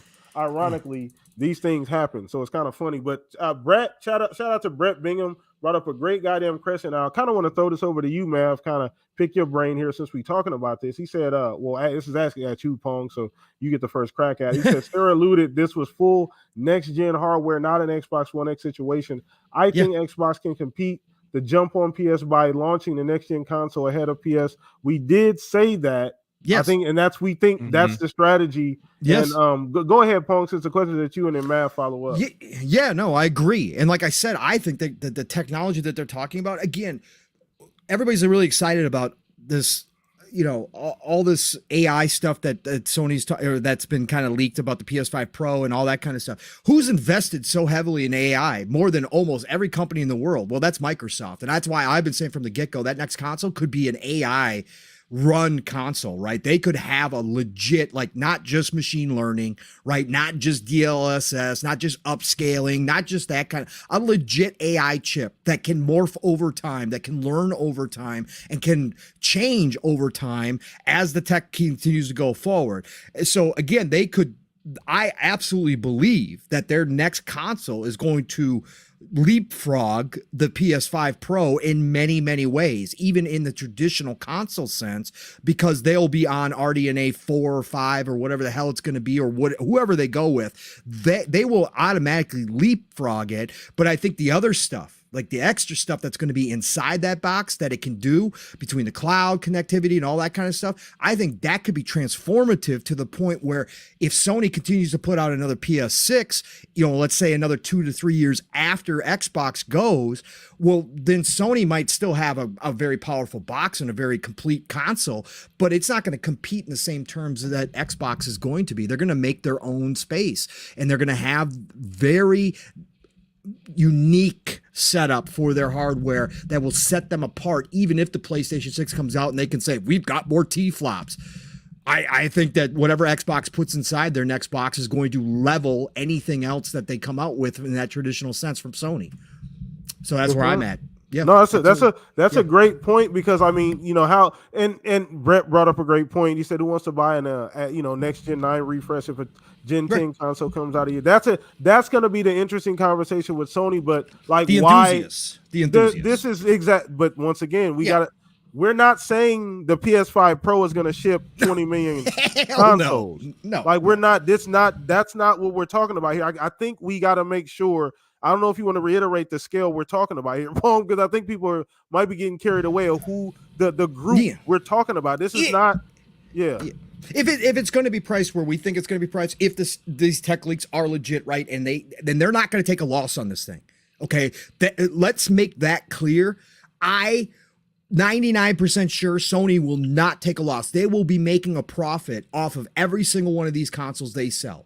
Okay, because again, I believe this is the enthusiast machine, right? This is for those people who have to have the pro model of everything, right? Whether it's a cell phone or whatever. This is not their expectation that, oh, we're going to sell, like you said, PTK, like 20, 30 million of the PS5 Pro. No. This is going to be a specialty enthusiast type bragging right machine, right, that probably sells somewhere between 5 and 10 million max, right, over its lifetime until the PS6 shows up. This is just going to be for those people that bought the PSVR 2, that bought the PS Portal, that just need to have the best of the best. Now, will there be some trickle down effect? Will some of the masses save their money to be a part of the bragging group? Of course, FOMO does that, right? And GTA will do some of that, but I don't think that they're going to expect big numbers out of this thing at all. Yeah, no. No, this is just to set themselves to say we have the best console experience for Grand Theft Auto. We have the best console experience for our first-party games that you all love. We have the best of the best here for you. It is an option if you want to spend the money. That's what this is about. And Mav, I know I asked you to follow up here, so I'm taking up your airspace here. But no, would kind of follow up on that, Mav. Yeah, I think you'd be looking probably for Sony 2 to 3 years between the PS5 Pro and then the next console, right? So you'd be looking at, instead of 1 year, I don't think any company would like sell a Pro model, then the next year come out with like the next gen, but like, oh hell, yeah, 2 to 3 years seems more likely. Selfishly, like going back to the other question before about like where does Xbox sit and all this, I selfishly would have liked to seen like that mid-gen type upgrade, just personally, because I want the best out of my games, and it's just, if it's my money and I can do with it what I want, I always want the best, right? It's just, but you just want Starfield at 60 on your console. Hey, yes, that'd be amazing. Why not? But looking at, and we had this discussion last night, right? Like looking at Xbox's business, do I think they need to do anything? No. I think there will be a little bit more of that stabilization still, or like redoubling down on people's thought process about PlayStation being more premium in the console space for 2 more years because of what Sony's probably going to try and do with this whole thing, right? If Xbox maintains the course they're on and it doesn't do anything until 2026, right? Because you're talking about a 2-year time span. All the mind share, all the marketing that goes in behind all that kind of stuff, just like premium. We already see how the journalists and all the games media and all that kind of stuff talk about it compared to Xbox today, right? You give them the power narrative and that substantial amount again, and all the multiplats and all that stuff. Yeah, it's going to keep reinforcing that. However, first party wise, Xbox is good. They have so many games coming out. They have so much in the pipeline. They have such a better ecosystem. They have way more in all those regards. They have all these other multiplayer games. They have all these other stuff that Sony does not have, right? So Xbox doesn't need to answer here or do anything. And to Pong's point before, and we talked about last night, like not doing anything sets them up for that advantage in 2026 when, like Sarah said, they make that generational leap, the biggest generational leap ever, or whatever. I wanted to ask too, before I forget, kind of piggybacking off that Sarah Bond. So do you think that that's what we don't get any type of announcement about anything next gen until the year it comes out? They may just allude that, I mean, they already did say they're working on next gen hardware. Yeah. Right. I mean, that's kind of what they'll talk about. We're not going to see anything until that year. Yeah, no, for sure. Yeah. And they'll do like, I don't remember how they did the rollout of the advertising. I remember like the Game Awards is when we saw the Series X for the first time, right? Yeah. So that was like a good year before it came out, right? Yeah. Next year's Game Awards, they could announce it there again. Yeah. So, good point. For 2020 holiday 26 release. Yeah. So we're looking at maybe 18 months or so before we get the official announcements for it. Give or take. Yeah. But what will we hear about it? Maybe more leaks, maybe more information that comes out, maybe more rumors, who knows, right? But I think ultimately they're going to be good. Like they're going to be fine, because when they have that next gen launch, they're going to be in like an insanely powerful situation of and position of strength, right? And this is what I'm thinking, man. It's gonna be crazy, bro. We talked about it last night, and we were all getting goosebumps talking about what could be potentially happen in 2026 with the next gen Xbox launch and the kind of like launch lineup and pipeline that they could have. Like you're talking about maybe one of the best things ever in situations ever for a console at launch, right? So and they can actually end this generation. Excuse me. Really strong. Like if they nail the first party stuff the next year and a half, 2 years, right? Like that's a great lead up until whatever happens in 26, right? Which is kind of hasn't happened for Xbox. Usually the lead up is a little rough. The last 2 generations, the lead up has been kind of, you know what I mean? Like the generation hasn't ended the way they wanted it to. So this could be one of the situations where the generation actually ends kind of at a high note, right? Like, damn, like things have been going extremely well. They've been consistent. All the first party shit's coming out that's been hitting, and they're rolling right into 26 with new hardware. Yeah, momentum is key, right? So, I think the games are ultimately going to be what matters the most. Yeah. Because Xbox's ecosystem is so multifaceted with all the different access points now. It's grown so much far beyond the console that I think the games are going to get lots of conversation regardless. But when they have that momentum for all those game releases, Game Pass continues to grow and all this kind of stuff. When they have that enthusiast box, that smashes PlayStation's enthusiast box, then you're gonna start seeing things like some of these big exclusives, like they market Elder Scrolls 6. They market some of the other games that they have coming down the pipeline, like Gears 6 or whatever, and showcase it on this next gen Xbox. And I think they are in a position there where they could like really make some strides in a surprising way. And even though it's maybe a shrinking console market overall at that time, still as far as market share within that, I think they could do some damage going forward. But just because they have such an easy access into the ecosystem, right? Like I know that Phil said like, "Oh, you're not going to get people to sell their PlayStations, all that kind of stuff." Yeah, I get that, and this is going to be even harder and harder and harder as people's digital libraries continue to grow and all that kind of stuff. But the one advantage that Xbox has that PlayStation really doesn't is when you have Xbox and you sign up for Game Pass, you already have that library, right? So like that library is already there. That's built in to kind of get around that hurdle. And I feel like there could be certain situations where people are like, oh shoot, like Elder Scrolls 6, this game, I might have to start to think about crazy. what I want to get. Now, I'm not saying they're gonna like dominate the console market or anything like that, but I think there is room to grow there where and for people like me, I just really want the best of the best, and I hope that's what they turn the console market into. Don't worry about making the most mass market appeal, having the cheapest device you can to get into people's hands and stuff. Just like make the most badass piece of hardware you can for people that like consoles, right? Like I just selfishly, that's what I want, but we'll see if that's what we get.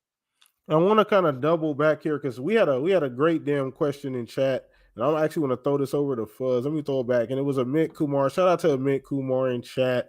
Appreciate all 113 plus of you guys in here, man. It's been amazing. Shout out to everybody who came out and supported us tonight. But Amit, great question. I'm gonna throw this to you, Fuzz, too. He said, "What games will PS5 Pro even launch with this holiday? They don't have anything coming out. Why would someone pay $700 for something with no real advantage over the normal PS5?" So good question.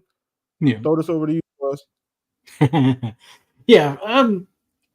The third party stuff is going to be probably the main selling point.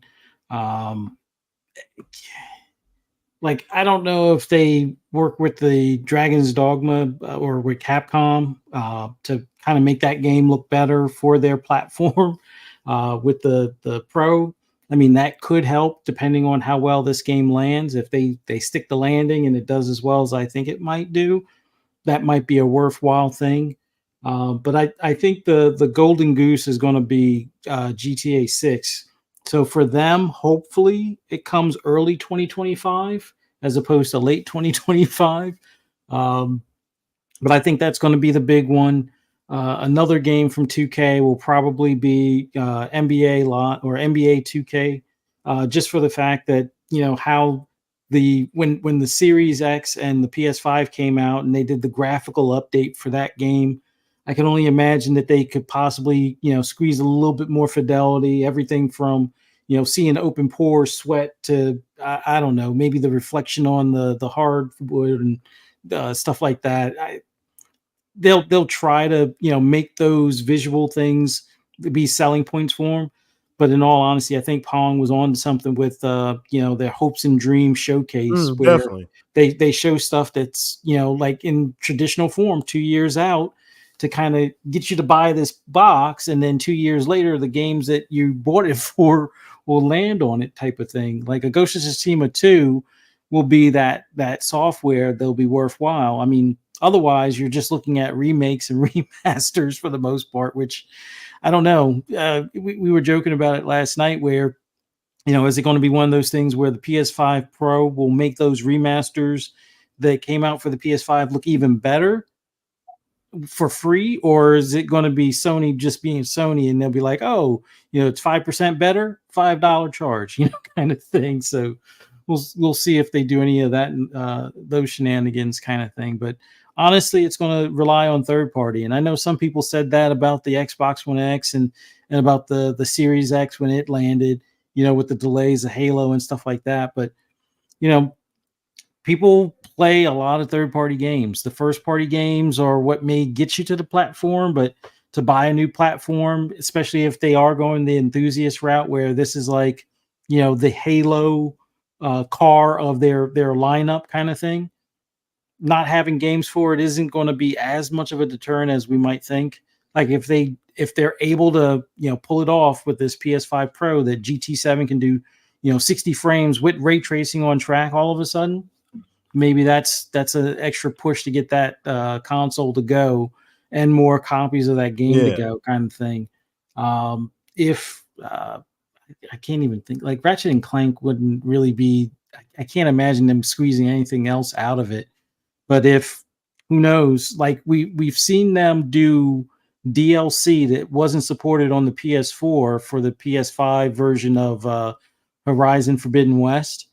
Maybe they start doing stuff like that where, the PS5 Pro is the only one that can do co-op for Spider-Man 2 or something ridiculous along those lines kind of thing. So I could see them squeezing stuff out of stuff that they've already released, making director's cuts with hopefully not charging for the director's cut with the Pro model. But it is going to be interesting on what they're going to use to spin this thing or get people to buy it outside of the diehard enthusiasts that already bought a PSVR 2, that already bought a Portal and the new earbuds that, only work with the port. Well, they don't only work with the Portal, but it's more for the Portal at that point type of thing. So there will be a market.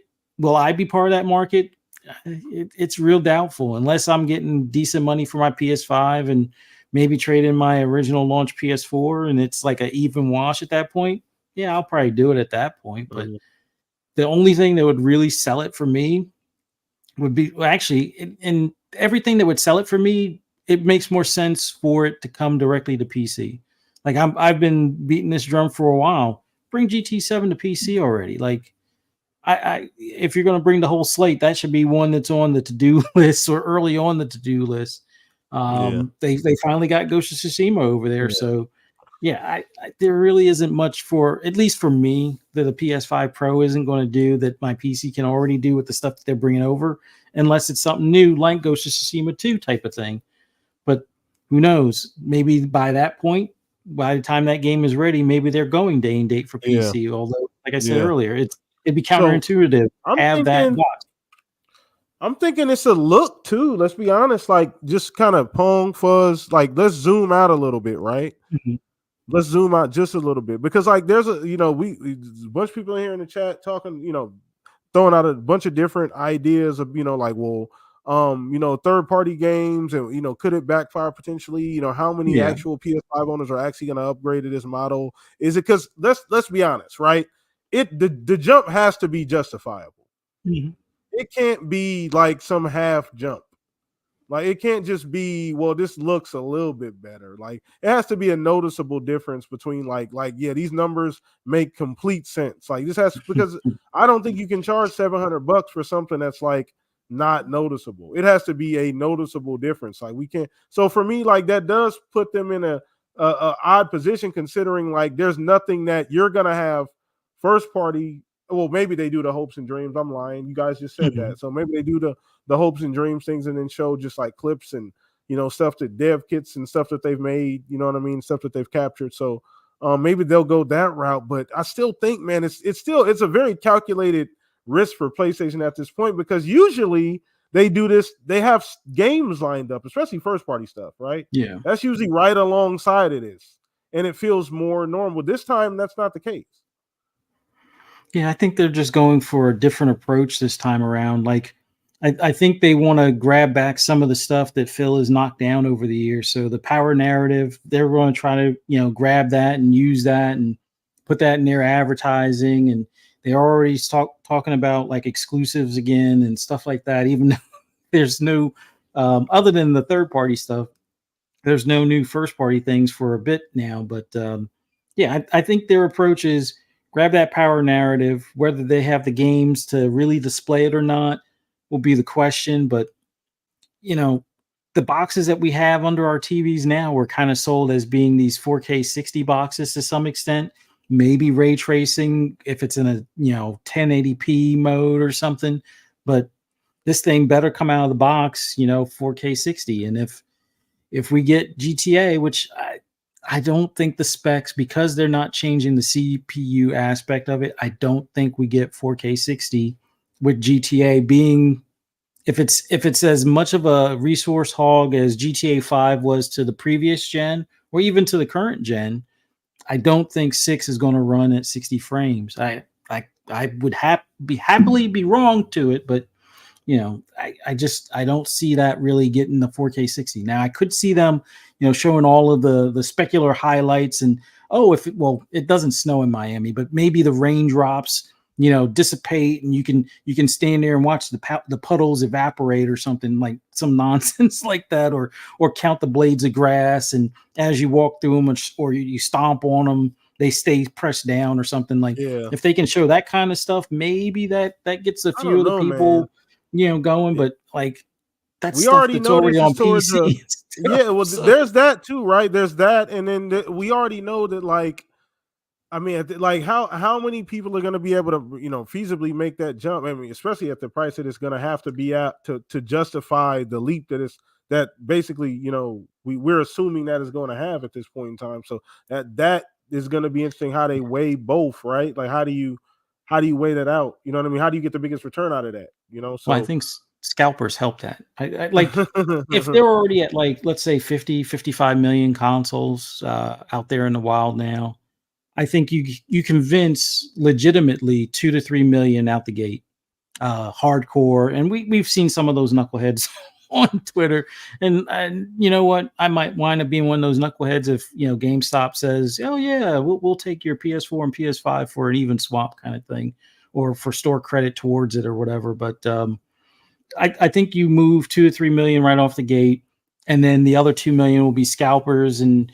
hopefully they learn their lesson so they don't have them still sticking in their basement a couple of years later. But I think scalpers are going to, have a field day on this, or at least the early ones.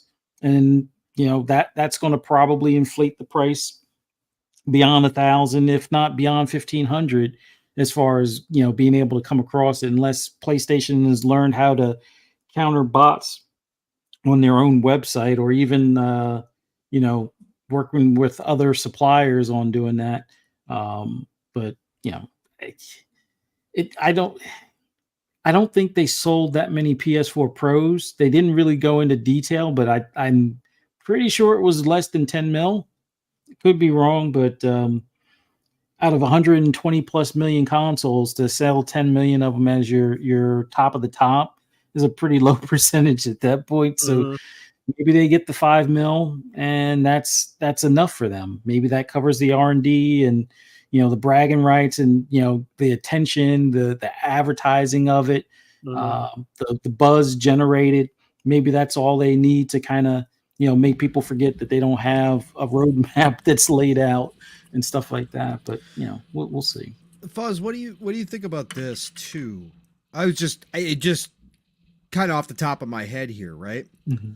What happens if they use the PS5 Pro, right? They get it out into the wild, the enthusiasts eat it up, whatever else, right? And it runs out the rest of the generation. 3 years after the PS5 Pro, they come out with the PS6. They phase out the original PS5, and they drop the price on the PS5 Pro, but the PS5 Pro is much more in line at that point with the PS6, right? And so just that becomes like the de facto standard, the PS5 Pro, for playing games next gen, which obviously we've seen the problems that the older systems had playing this gen, right? Versus some other generation. So maybe Sony's thinking that far ahead and looking at the situation and saying, we're going to set up the PS5 Pro to eventually be the baseline model so that when next gen rolls around, we don't have the PS5 necessarily having problems with the games and having, devs not, I was just off the top of my head, like some of it doesn't make sense. That's not a bad play. That's not a bad idea either. Yeah. I'm just trying to think of what this potentially could line them up for, right, down the road. So it would definitely be a good play. My only concern would be, what that means for the price for the PS6. Like, you're right. Yeah. They're going to lower the price. The PS5 Pro will probably be dropped to like $550, maybe $600 or something. And then the new PS6, $750. Get that second job while you can, kind of thing. Right. So, I can totally see Sony doing something like that because it would be an easier slide to kind of convince people, well, you saw what the PS5 Pro could do. This PS6 can do more, so you should pay more. And if you can't, now you can, legally, well, not legally, but you can legitimately afford now the PS5 Pro because we've dropped the price. See, correct. Aren't we nice? Correct. That would be like their entry model almost. Yeah, right? yeah. That's what I'm saying. That'd be almost their Series S, right? Would be the PS5 Pro at that point. I'm just thinking off the top of my skull how this is all going to look down the road, like what they could possibly do with this thing. So, another thing are we thinking about how they figured out the engineering of all of this? I mean, they struggle with the PS5. I mean, how big is this thing going to be? Sony is the genius they claim it is. I mean, float points and all, I'm not the biggest tech guy. I just hope it's not ugly. Can we just have a good-looking PS5 for once this generation, please? Like, they're going to enhance this thing with bigger flaps this time. No, is what they're going to do. Yes, it actually flies this time. It's going to have like a mirror finish on it. Holy moly! Yeah, fingerprint heavy. Yeah. Oh my god! Just please don't look like shit, PlayStation. Crazy, I don't want another spaceship-looking thing on my. Well, you remember what the dev kit looked like for the PS5? That thing that looked like a basin, like a portable tub basin, or like something like that.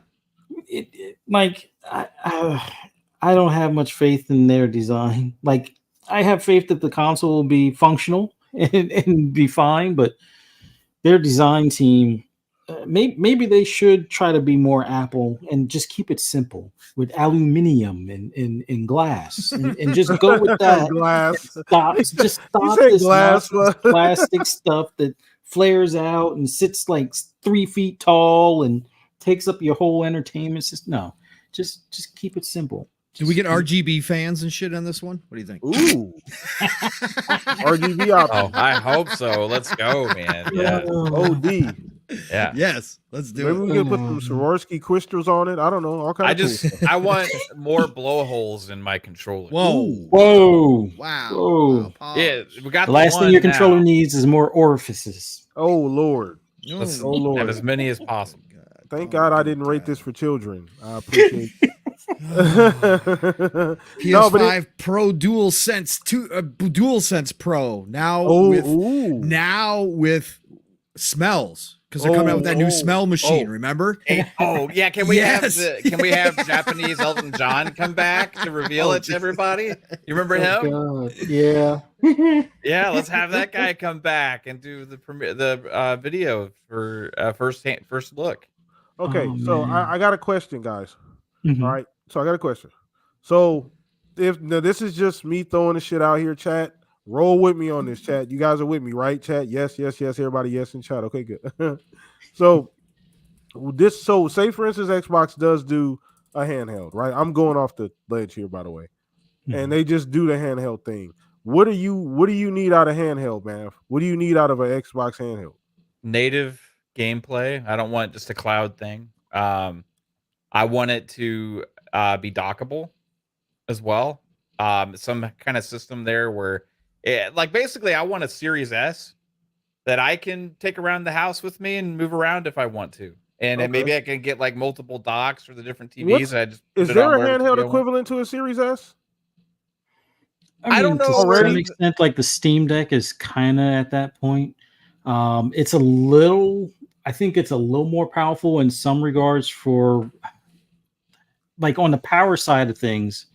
Like the battery stuff is where the Series S would kind of fall short compared to the Steam Deck, but chipset, I think it's either on par or slightly better than the Steam Deck in some regards for the GPU aspect of the APU, but that's like the closest thing right now, I think.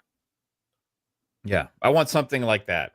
I don't know how much it would cost. I don't know how feasible it is. Like other than that, like if they did like a PC type device handheld, then that's cool too.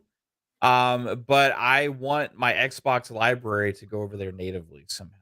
And I think that's been the hurdle people are trying to figure out with the PC aspect, right? So yeah, Series S quality, good enough for me.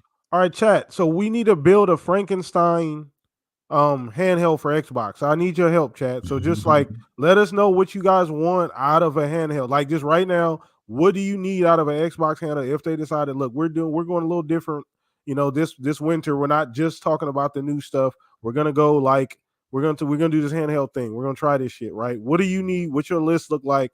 Is it same as Mavs, a little different? We need to Frankenstein this because I need some ideas on like what this would look like. You can even put price point if you want, chat. So Pong, grocery list, man. What do you need what is your grocery list out of an Xbox handheld? For me, something that's going to be relevant for next gen. So again, if they come out with an initial handheld and it's a Series S power, I won't be in. Okay. First of all, because I'm not the handheld dude, I don't have a lot of use for a handheld. Now, I said that obviously if this next generation console that Xbox is doing, if they come out with a handheld that is like a partner to the console and it's all seamless, and I am playing on my handheld and I push one button and the game appears on my brand new console and I just pick up right where I left off on my TV, like that kind of stuff. If it's dockable and I can just plug it into my TV real quick and continue to play from a controller, like that kind of stuff. But I want something, if I'm going to invest in a handheld, I need something that is going to be, and again, tech moves fast, and I get that. Again, I've been in the tech world long enough, like I get it, but I need something that's going to last me. And I don't want, if they come out with a handheld this holiday, I'll be happy for them. I'll be excited to talk about it, see what it does, but I would not invest in that knowing what's coming down the road. And I would wait for version 2, right? I would wait for the next version, much like Steam Deck 2, right? A lot of people are waiting on for Steam Deck 2. So for me, I need it to be powerful and I need it to keep up and I want it to be cutting edge. If that means it's more expensive, it's more expensive. That's fine. Got it. That's fair.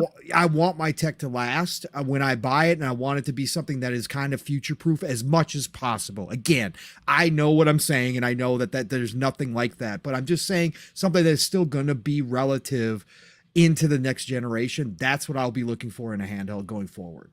Got it. Okay, that's pretty over. That's kind of me. I'm pretty lenient when it comes because I don't really know, to be. I'm be honest, Chad. I'm be honest with you, phone. I'm getting ideas from you guys. I'm kind of piecing it together in my head too. Like, maybe like I said, I don't really have any dimensions. Nice 10-inch screen, obviously seamless between. I like the idea where you're at, Pong, of it being more forward than current. Right. I'm the same mind that I would prefer if they were thinking ahead versus this thing being more compatible with the current gen, right? Like I wouldn't mind, but I'd like if they were forward thinking more so.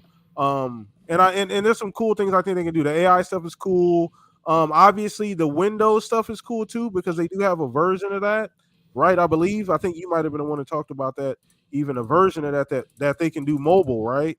That they could apply that they already have is pretty much works on Steam, right? At this point, people have made a version or they have a version that works on a Steam Deck, so that would be really interesting too. So I need something seamless, like you said. If I'm going to invest in that, I need something that I can jump back and forth into. Now it doesn't have to be a one-to-one experience. I'm not saying that, and I'm not even saying every game needs to be able to take advantage of that, Pong. Right. But I do think that like if you're thinking ahead, I'd like some cool compatibility. Yes. I like for you to like maintain the consistency across the board, right? Like, okay, now this unlocks. So this new system unlocks, some of this other cool shit you can do with this handheld, right? That would be kind of cool as well too. Now, once again, I don't know how far ahead. Price point's crazy, chat. I didn't even think about the dollars. Like at the end of the day, the money is kind of where we're at on this too. Where are people going to be comfortable? But you thinking of something like the Pro, if that sets the market, like, hey, we're cool with paying $7. Is a $600 handheld that big of a stretch if you're getting like everything you want? Not the way we've seen handheld sell right now, right? Not the way we've seen them sell. I mean, Steam's kind of like hit the sweet spot. They kind of got between the power, portability, adapt, being versatility. They've seemed to be able to have the balance, but Xbox could really come along and do something cool there too. And I'm super late on the handheld stuff. Like I've never been a super big proponent of Xbox jumping in there. But like the way things are going, Pong, like let's be honest, bro. Like anything can happen, and like I almost feel like you might as well, if you're gonna dabble in, you might as well go ahead and do it anyway. So Fuzz, throwing this over to you, bro. Like, what do you need out of an Xbox handheld, bro? A couple of things, and one of the first ones is the same as Mav. Native play games, like having enough of a hard drive in it or SSD in it, or allow like those micro cards that can still play the game natively on there as opposed to a cloud device. That's a must. Some sort of NPU or AI chip, so that way you can push the visuals when it's in like a dock mode without having to have additional hardware in the dock.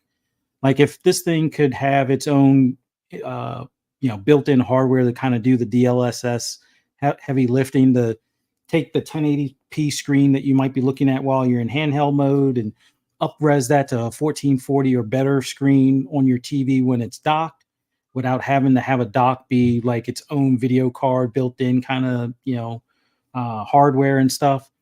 That would be high up on the list. Battery life. Battery life has got to be the trickiest thing, because if you make this handheld push like a 60 frames level and the amount of power that would probably take, you got to be reasonable about the battery life at that point. 2 hours is probably what you're looking at. But I would like something that's somewhere in the 4 to 6 hour range. And unfortunately, that would probably mean in handheld mode, which it may not be as noticeable in the handheld at 1080p on, like, let's say an OLED screen. If the thing is running 30, or if it's running that magical 40, frames a second, and the hertz on the screen is upwards of 120 or something like that, to the point where it kind of gives you that smoothness of a 60 without it being a true 60. If they could pull that off, kind of, because you can kind of do that with the Steam Deck now, that would probably be the way to go, where you can get a good balance of battery life at, let's say, 6+ hours, and have the visuals and not have it feel like it's laggy or anything like that. Having the games play natively. The price point, let's be honest. I know the Pro is going to be up there in price, but I think considering, you have things like the Series S out there, and yes, that would be the other alternative. Like you could probably still play the series consoles when the next gen consoles drop and the handheld drops, but I would like to see it be $500 or less. You could possibly offer a $600 version that has 2 terabytes built in, or something to that effect. But I think get at least 1 terabyte in it, get the ability to have, or actually, because the Steam Deck runs at 512. So, I mean, you could probably do 512, but honestly, I would rather have it have a terabyte built in, and then have like an SD card slot, or micro SD card slot. So that way you can run some of the games that don't necessarily need that same blast processing that some of the Series X and S games do right now, type of thing. So some of the older games that, you can kind of brute force the 60, but don't need to be on, I forget what the what was it, Generation 9 Plus or whatever, like what you see on your Xbox, where it has like the little arrows if you have it on an external drive. allow some of the SD card games to be on the SD card that can kind of play from there as well. But under 500, 4 to 6 hour battery life on the regular. All the compatibility with Xbox accessories, controllers, and headphone or headsets and things like that. OLED screen. Get it out of the way right off the bat. Don't do Nintendo and be like, oh, it's LCD to save you money. And then 2 years later, hey, it's OLED. We want more money because you want to buy this new one. No, just do the OLED from get-go kind of thing. Just make sure you have a good system to kind of keep the reds from doing that fade or burn in type look. I mean, I know it's a long laundry list, but to keep the thing at 500, I think it's a doable thing. It's just that they would have to make it on par with like the Series S, but like the Series S2 for the next gen, and then just do their magic with the battery. Hopefully they can, Microsoft, discovered that new lithium mixture or something that's better than lithium as far as for battery packs. Hopefully that can come to market in time for the handheld. Probably doubtful that it would, but hopefully they can work some of their magic with that TDP stuff as far as adjusting the power output. Like I said, possibly doing the 40 frames thing with 120 hertz screen and then getting that smoothness that way as opposed to pushing a full 60 while it's in handheld mode. But yeah, that's what I would like. It would basically be a Steam Deck 2 Plus. It'd be more powerful than the Steam Deck. And I actually looked up the stats. I wasn't sure on this before, but actually the Series S is a good bit more powerful than the Steam Deck. It's just, I think the only real difference was if you were to take the Steam Deck and put it at like a 30 frames and adjust the TDP so that way you get better battery life, and then you were to make the S into a portable, you would really have to work the magic on the battery life to get that thing to last more than 2 hours. It would just, at its power rating, it would probably burn through batteries in its current form as a handheld. So that would be the trickiest part with that whole deal. But that's what I would want out of a handheld.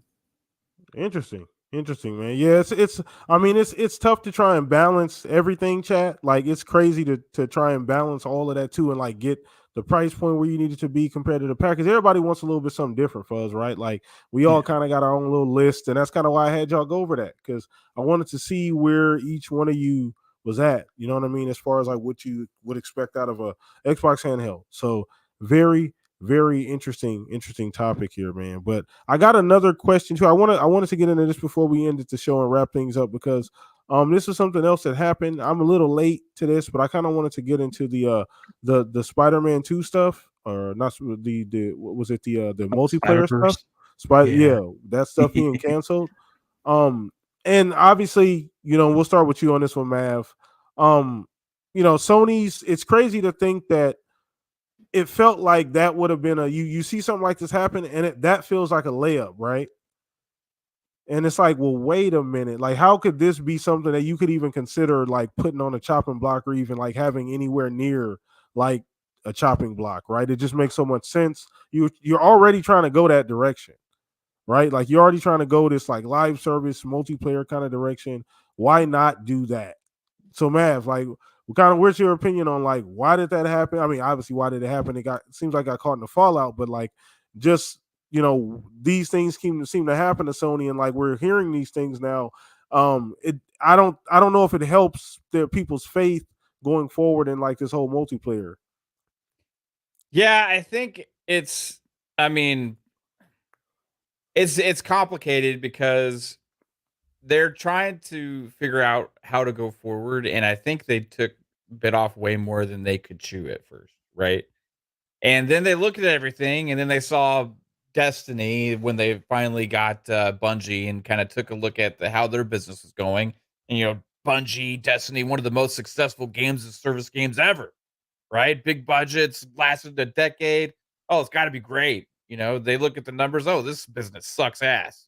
Oh my God, but Bungie's losing money out the ass. We can't even afford to keep them. Like we got to lay off tons of people, all this stuff. And I think they look at it and be like, why are we going into this big budget games of service space? Right. And they looked at it and I think they just a lot of these games that they said were going to be the biggest ones and all these things, they just like axed them because they've realized that they don't have the funds or ability to really sustain those kind of things. So I think there was obvious home runs, but then you look at the cost and the maintaining and how much legs those games are going to have. And that's the ones we've seen fail a lot is like these big budget games of service games, right? We've seen lots of them take off out of nowhere, right? Like games out of the blue, smaller budget ones and all these kind of things like but I just don't trust that Sony has the capability if one of these struggles to stick with it and turn it into a success. And I think we're starting to look at some of that stuff and be like, "Oh, yeah, we can't really do this," you know? So, as much fun as it would have been and If as not awesome now, when then, right? Like that's the Right. next No, I question. know. So, I think what they're doing and what I hope they do is they learn from things like Helldivers. Right? Like, okay, it's a smaller budget thing. They didn't have crazy expectations. They launched on PC day and date as well, right? And they let a team be creative and make what they want to make. And didn't have this huge, massive budget and expectations for it. And now they can invest in and hopefully keep it growing over time and turn it into something special. Maybe they were going to have that with Spider-Man. But from all the leaks that we saw with Spider-Man, the expectations and the budgets and all this thing is just astronomical, right? And them asking Insomniac to maintain a potential games as a service game as well. What does that do to their pipeline going forward, and how do they sustain that and grow that? Because they're not Microsoft. So it's interesting. I think what they need to do is they need to have like a realistic starting point. And they need to have it with games that they feel like are going to be great multiplayer successes. Now, was Spider-Man going to be that? It would have been probably at launch at least, and I think it would have sold well. But like legs wise, I don't know. We haven't seen other games of service superhero games really do that great, despite how good they are. So maybe that wouldn't have been necessarily the answer that we all hoped it would be as awesome as it could have been to play, right? Like, Yeah. so it's hard That's to look true. at That's it. true too. I mean, there's no Like, guarantee that was a like. There's no guarantee that was a like hit that was going to continue. Because once again, we're live service. That means you have a game that has to continue to go yeah, on it would after have 3 sold months, after well. 6 Yeah, months. it would have sold. It would have done well at the Yeah. launch. It would have done well maybe like 3-6 months later. But like, what would it be like a year after that? 2 years? Would it have all the costs of maintaining servers and keeping those going and updates and content and all that stuff? Would that be justified for all the staff that they would have to do for it? I don't know. Like Microsoft has figured this out. You know, Microsoft has. They have so many of them, right? But even the ones that they go big budget on, right? Those are the ones that also have kind of struggled out the gates Yeah. too. You Yep. know, like Sea of Thieves, Halo Infinite, struggle out the gates a little bit, and then you kind of build back and stabilize and kind of grow from there, right? But then the projects that they have, like Grounded and stuff like that, you know, State of Decay, these things they didn't have really expectations. They kind of grow slowly over time and to become like big IPs, you know.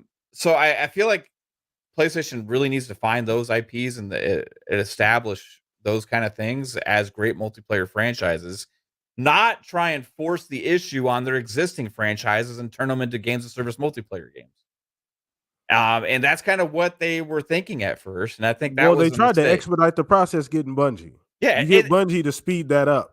And They then, like come with in and factions, you know, Yeah. they try like even what they were talking about. Oh, it's going to be bigger than any of our big budget single player games. It's going to be absolutely crazy and stuff. Like, just make the fucking multiplayer you made with the first one, but better. You know what I mean? Like that's all people were expecting or wanted, and then grow it from there. So it's just interesting to see and this is an industry problem. It's not just a Sony problem. They're all they're all chasing this like golden goose of games of service, right? Like they're gonna make so much money on ongoing games and stuff like this, right? Where they put in like 7 years of development time, hundreds of millions of dollars, and then the game comes out and it's like, people aren't that into it, you know? And it's if you start with something like a Helldivers and grow from there, You know, they're turning a smaller IP into a massive one now. Yeah. Right. But they have some of these dormant IPs that they could do that with that they just haven't touched, like SOCOM and all this other stuff, man. Like, I just don't. I think Spider-Man would have been really cool and it would have been awesome to see. I think it would have been a home run out of the gates. I don't know longevity wise how much of a home run it would be. It seems like they're pretty far along. It's based on what that trailer looked like. But overall, I don't know, man. Like, I think it honestly, if I look at it as something like, hey, that'd have been cool to play for like a month or so. Then I probably would have dropped off. Yeah, yeah, no, absolutely. So I mean, it's great to consider because I mean, once again, this is the direction that they said that they were going. We don't know how far left. Obviously, Jim's gone. You know, they've come out and said a few different things about the direction. We've seen a ton of games, layoffs on the games been on the chopping block. A lot of the bulk of the games we thought are coming aren't actually going to be coming. And to hear something like a Spider-Man, obviously with the budget, with them not being able to somehow figure out like how do we make these games either profitable long term or how do we keep people playing these things for longer than like 3 to 6 months. Like, but you saw their staffing stuff with the leaks, right, about how many people they need for all the different projects, right? Yeah. PTK? And it's insane how much they're allocating and how much they have to grow and the budgets, how astronomical they're getting. And that's after the cancellation of the Spider-Man multiplayer thing. Yeah. You add the Spider-Man multiplayer thing to that and have the ongoing stuff. This is what they said originally about kind of why they were canceling it, because they have to grow so much that in the studio would be basically become a games of service multiplayer studio. Yeah. You know, games of service are like that though, because they're the biggest high risk, high reward like payout in gaming. Because when they work, you get Power World, you get Helldivers, right? And changes that one game. Like Pocket Pair will probably, if this goes the way it could go, they'll never have to like make anything else almost, right? Like same thing with Helldivers, same thing with like a Fortnite. Like they just take on their own world of their own, and you almost never have to do anything when they work, and you continue to build on top of that. Yeah, but and it was crazy. Yeah, none of the PlayStation guys were hyping up Helldivers. Well, see, I'm moving on to Pong on this one, and you already getting him juiced up over there. Listen, we were hyping up Helldivers. We were. No, you know what I was going to say? Because let's goddamn it, let's give us some credit here because I know you Pong is an OG Helldivers. He played the top down one. Yep. He talked about it ahead. I got to give Pong credit here. I got to back you up, Pong. PTK, I was right there along. Oh yeah, again. Okay. Yeah. We both loved the first Helldivers game, and we were like, when we saw this, we're like, holy crap, what are they doing with the Helldivers? I'm not going to do the credit thing though, man. The credted thing is so silly, right? How much credit Pong, actually? Don't give Pong too much credit for anything anymore. No, not Pong. Damn it. He already stole Golden Age of Gaming from me. Oh Lord! Here we The go. allegations on the air. Here we go. Wow! You know that's gonna be heavy hitter on Twitter. Trademark. Oh wow! He called you Edison. Listen, I gave you the heads up to get him off the show and boot him. You did, PTK. right? Okay, so this is on you, man. This is on you. On me? Oh my goodness! Now listen. Go ahead, listen. No. There's so much. I'll keep this short. Me and Steele talked about it at length this morning about this. I just want Sony to try. That's all I want. And they've got built-in advantages with this proven IP. Like, again, this is all of video games is high risk, no matter what kind of video game you're doing. And games as a service is even higher risk. And we know that. We've got a whole graveyard full of these games, right? We do. We got some that looked like to be the most promising games ever that failed miserably. Don't even. Right? Well, you know, right? Anthem. So anyways, yep. I mean, again, this has been going on. We got places like Ubisoft that have winners in the stable and ignore them, Division, right? And screw them up.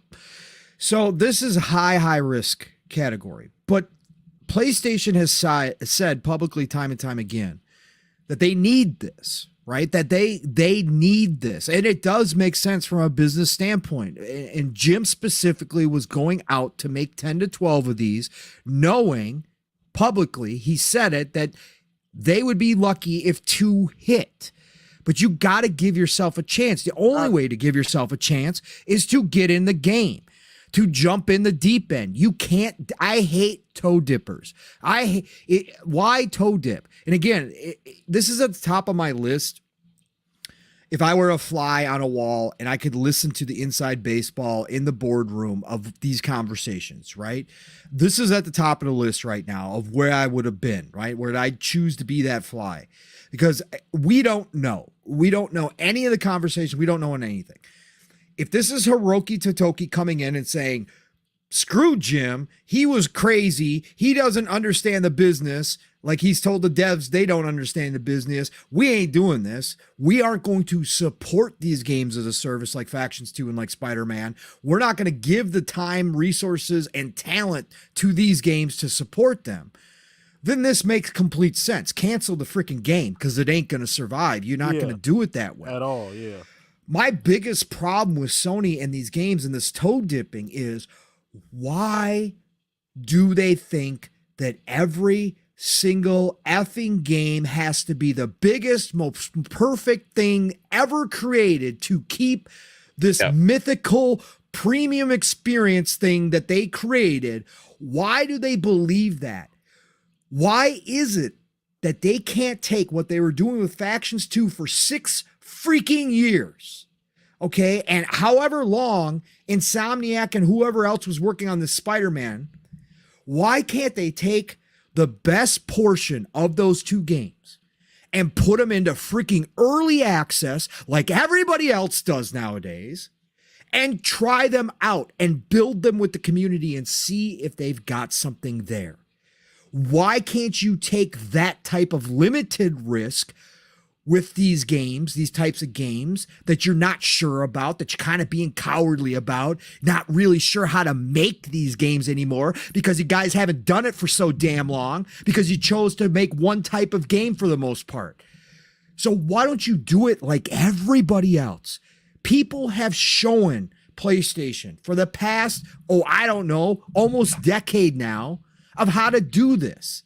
If you're going to get into this genre, if you're going to chase this golden goose, there are ways to limit your risks.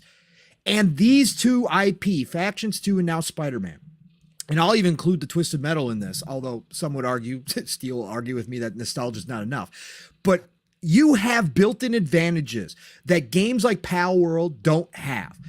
Coming out as a brand new IP. You have massive IPs that you already have an installed fan base that absolutely 1000% will download and try it out. Whereas new IPs come and go all the damn time and there's no built fan base and you got to scrounge and scrap and try to get everybody excited for it. Sony has those advantages in their ballpark and they don't even want to use them. But put these damn experiences into early access. Sony doesn't do early access. This is quality control. Get out of here with that stupid narrative that Sony has created themselves. They could put these games in early access, just like Grounded was, just like Baldur's Gate 3 was for 3 years, and build with the community. Spider-Man fans would love to jump in there with 4 of their other friends and just go kick crime's ass all over the city, swinging around, having a good time, have some mini games in there, have some raid-like bosses. Easy. It doesn't have to be a full launch. Put it in early access. Find out what people are loving. Find out what people aren't loving. Adjust. Put a small team on it. It doesn't have to be $300 million. It doesn't have to be a team of 500 people. Start like Grounded did.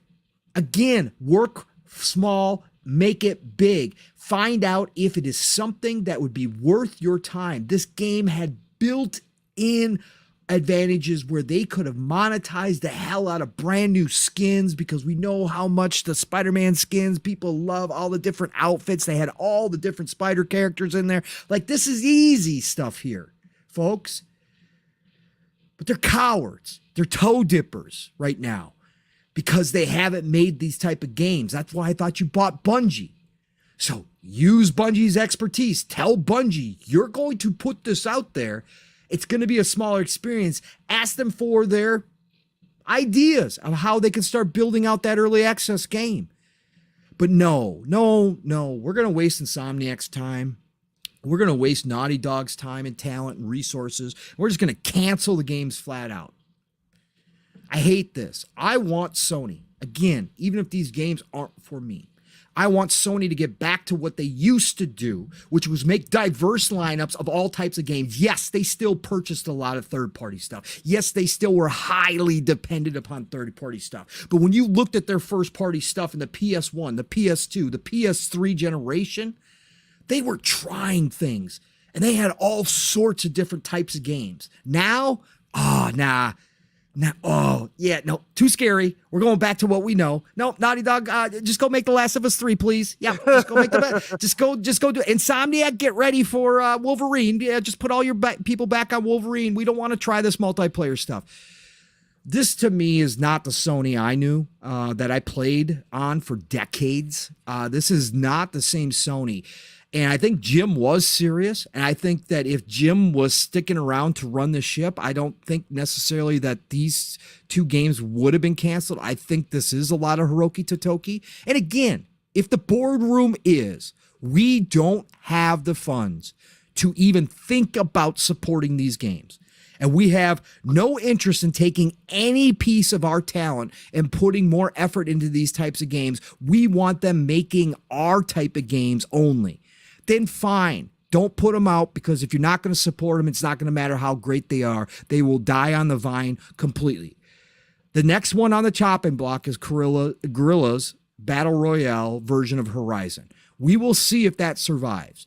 I can't believe if you gave me a list of games, and it was Factions 2, it was the Spider-Man, Spider-Verse, whatever the frick it was called, Twisted Metal, and then the Horizon Fortnite Battle Royale game.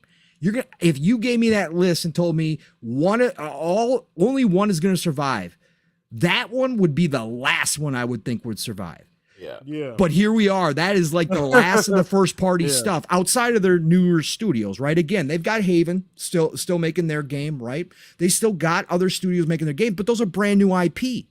Those aren't built-in fan bases. Those have uphill battles out the gate. But out of those four, we will see if Guerrillas survived. I would be shocked. Again, the leaked footage wasn't great to me at all. It didn't really give me the Horizon feels, gave me Fortnite feels, which is fine. Again, that's popular, but you're going up against King Kong or Godzilla. It usually doesn't work out too well. But again, I just want them to be brave. I want them to jump in the deep end and try something. And again, why are you so intent upon making everything the biggest budget, the most resources behind it? Why does it have to be perfect when it comes out? Everybody else has shown you that that's not the case when it comes to games as a service games.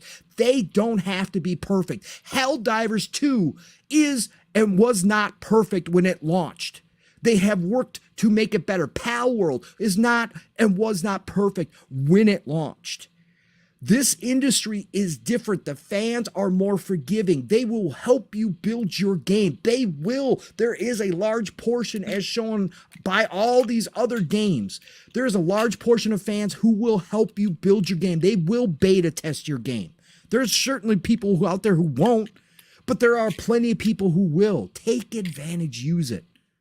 All right, I'm done with my rant. I'm just sick and tired of Sony doing this stuff, man. I hate this stuff, man. I want to see them try. It's one thing that I always don't understand. Like Sony, they have a lot of they get a lot of credit for things that they do, but one of the things that I've never understood is that's all they've always seemed to be very hesitant to do anything multiplayer, anything related to opening it up to like a games as a service multiplayer. They barely even toe dip. They ignored it for 20 years and said that multiplayer does not exist over here. So like Nintendo does better multiplayer than PlayStation does now. Think about that. They have more successful games as a service games than PlayStation does right now. A company that just came to barely modern standards of the internet, doesn't advertise their stuff in any way, shape, or form like that as a games as a service. They have multiple games now, highly successful games. Mario Kart 8, obviously, Smash Bros. Right, and then of course, what's the paint one? I always forget the name. Splatoon are all technically games as a service. Nintendo knows how to do this better than PlayStation. I never thought in a million years we'd ever say that, but here we are. All right, Fuzz, we on you, man. Get your bars off, Fuzz. Well, shout out to Bungie being the killers they are. Just sniping stuff left and right. Keeping the hope alive that they'll be number one still within the multiplayer space over at PlayStation. They're taking out what they see as their competition. I mean, factions, for all intents and purposes, I agree with Pong. They should have just put that out there, let the fan base help you mold that game to what is, well, not to what you want it to be, hopefully what they want it to be, but what will make you money. That ultimately is what they're doing this for. So if these games are about making money and you spend 6 years of resources, time, and talent, and you up and cancel it and you don't make a dime of that back, I mean, sure, you could do the tax write-off, and I guess that works for you. But I think it would be a much better approach to have it go out there, because your fans aren't going to say it's a dead game from get-go. They're not going to kill it with bad feedback. They're going to be like, hey, even though this game sucks inside, they're going to be like, hey, this is great, and then they'll continue to play it for a bit until they stop. I mean, case in point, Destruction All-Stars. But at least put it out there so you can get the feedback of where you need to take the game. I mean, if anything, look at Bungie themselves. They've done this number of times where they kind of put something out, it doesn't land, people leave, they do some stuff, they come back, and then, oh, well, this sticks better, then more people stay, and then, I don't know. I think the whole factions thing was just internal fighting to some extent, where the new kids on the block are telling, the seniors what to do, and the company listened, and I'm pretty sure that didn't help morale very much. But it sounds like they're happy making their single player games. They didn't want to be relegated to a third, like a support studio for an ongoing game kind of thing. But they could probably hire more people that would focus on that or something. But that I guess was too difficult of a decision type of thing. It was easier just to cancel. And the whole thing with the Horizon game, it's like when you say a Horizon games as a service, I'm thinking a Monster Hunter game with Horizon graphics. Like one of the key things that makes that game a standout on the PlayStation platform is its visuals. And if you're going to have something that looks like Fortnite when the main game looks like, I wouldn't say real life, but it does have like a hyper realism to it to some extent, but you're fighting Dinobots essentially. That should be the game. That you should be hunting Dinobots. Like, and at the end of the day, that game would sell. A Fortnite version of that game, no, because I don't see anybody making dinosaur, things over in Fortnite where you can make your own game. So why would you even think that that's a good idea? Sure, Fortnite makes money, but it has its own niche. You're not going to copy that niche and outdo them. Like the game is already, like Fortnite does well on your platform already. Why would you just make another Fortnite but with dinosaurs? Like, no, that's not how this works. But like Pong said, of all the games, that after seeing that should have been the first one on the chopping block. Like somebody should have been like, why are you copying somebody's homework? It's bad enough we got Square copying people's homework. Why are you copying somebody's homework? Get out of here with that crap. And then, the Spider-Verse thing, like a GTA Spider-Verse type game. I mean, yes, GTA does well on that platform as well, but it's not a direct copy. I mean, there are PC mods out there, but you can't really do that multiplayer unless you're on like a private server type of deal. But to have a superhero game that has co-op and you're fighting enemies throughout the city of New York, I think even worst case scenario, if they screw stuff up, it's still going to make them a ton of money. Now, maybe they looked at, Disney's cut and they were like, maybe we should reconsider this. But then again, they went and did the bundles with the new PlayStation 5, which Disney takes a bigger cut of that. They don't even make the console, but they get an extra like 20%. Like, are you serious? Like, that doesn't make sense to me. Make the bundle to pay them more money, but cancel the game that, you would probably make more money hand over fist, even though you got to pay them a portion of it. It just ain't adding up. But I don't know. I guess it was canceled for somebody's good reason. We'll find out eventually. Maybe there's something better in the in the oven. Like maybe that Jiggly Burger was a Concord game will surprise us all, and be something more than like a fast food delivery space game or something. But y'all find it concerning we haven't seen anything about Concord when it was supposed to originally be out for this year? Like, well, that's only concerning if it's Xbox. See, only Xbox can show a CGI trailer and then talk about the games coming sooner and people raise concern. Only Xbox can show concept art and people be concerned that, maybe this game is just vaporware. No, with PlayStation, CGI trailers and concept art are the norm, I guess. And there's no concern because, hey, it's going to be a banger. But in all honesty, I can't see that game coming out this year if we haven't seen any gameplay yet. Like, as much as Sony likes, showing stuff extra early, I don't think I can recall in the past 20 years where they've shown a CGI trailer and then released the game before you saw gameplay, or didn't have at least 2 and 3 showcases where you saw gameplay before it's released. Like, maybe the next showcase they do, which will be sometime in the summer, maybe we'll see gameplay and they'll come out later this year. But that's so unlike Sony of the past. But then again, they've been moving different this entire generation. But it is weird that we haven't seen any gameplay. Like, we really don't even know what the game is. Is it first person or is it third person? I think they made mention on the website it might be first person, but is it a first-person fast food delivery game? Is it a first-person shooter? Is it a first-person space shooter game? But no one knows, and we probably won't know for some time. So I don't have much faith in that game. And then Fair Game is like, I hate to say it, it's like a ripoff, or it looks like it's a ripoff of Payday. Like, I was expecting more from Jay Raymond. Like, if anything, I was expecting a ripoff of what we heard. Assassin's Creed was going to be, where it was going to be like this multiverse, and you were able to play individual games and then go online and play with your friends in some of those worlds and things like that. Like, I could totally see something like that being more appealing than a Payday game. I mean, yes, Payday has its audience, but to have a knockoff of it and it's got the Sony premium experience look to it, that didn't do so well for Destruction All-Stars. And apparently, even with Square's help, it's not really helping Foam Stars either. So it is what it is. But if these games are successful too, it'll be mainly because they release on PC. Yeah, and they have to come to realize this day and date stuff is where it's at.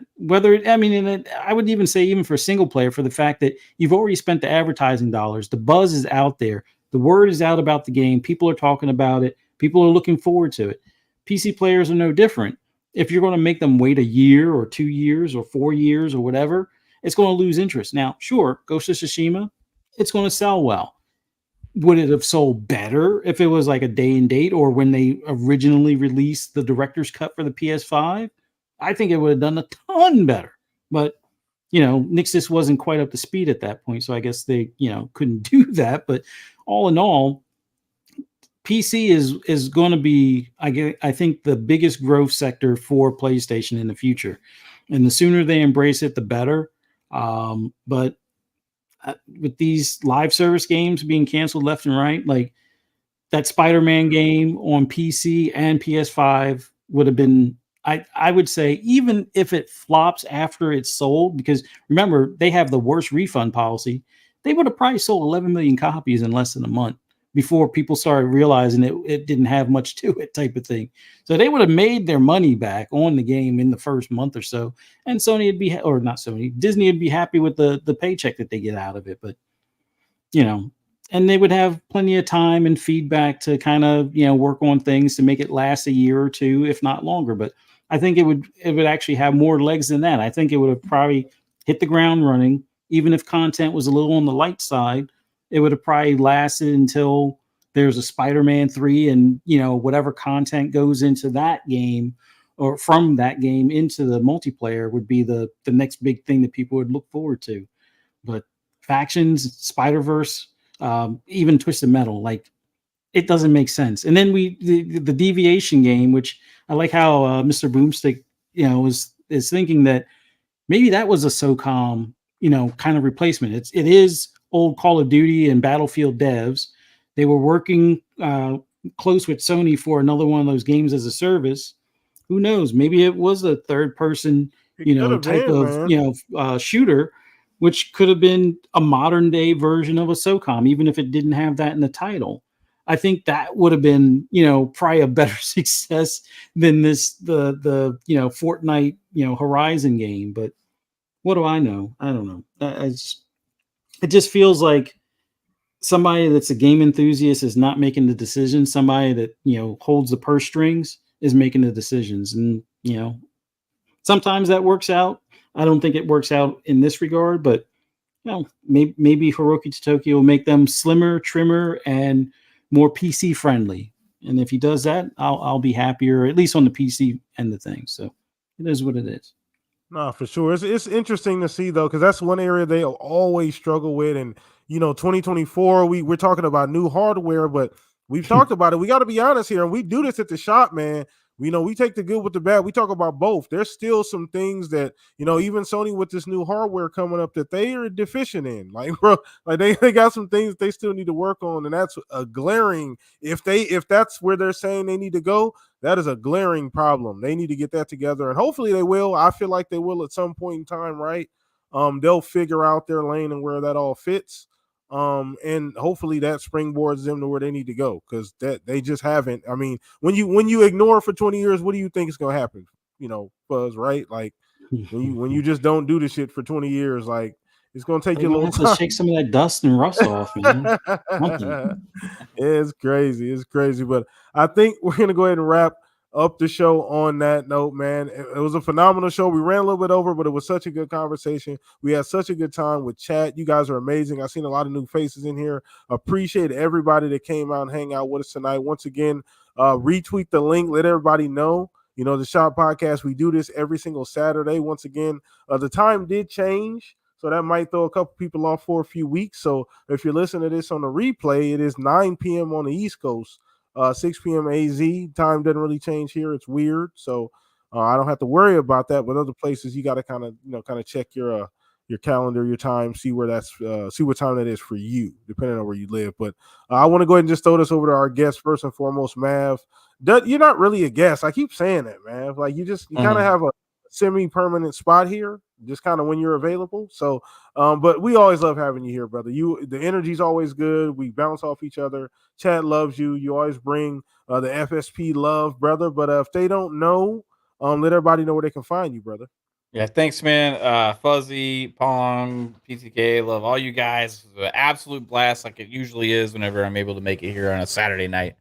If you guys want to find what's going on over on our channel, go check out Fun Speculation, where we can talk about all this kind of stuff that we just talked about here, but on another channel. Anyway, come check that out. Monday it's FSP, 10 p.m. Eastern time, PM in the PM, 7 p.m. Eastern time with Pong Soul and I. And then Fridays, Xbox Ultimate Podcast, 10 p.m. Eastern. Appreciate you, PTK. Everybody, chat. You guys rock.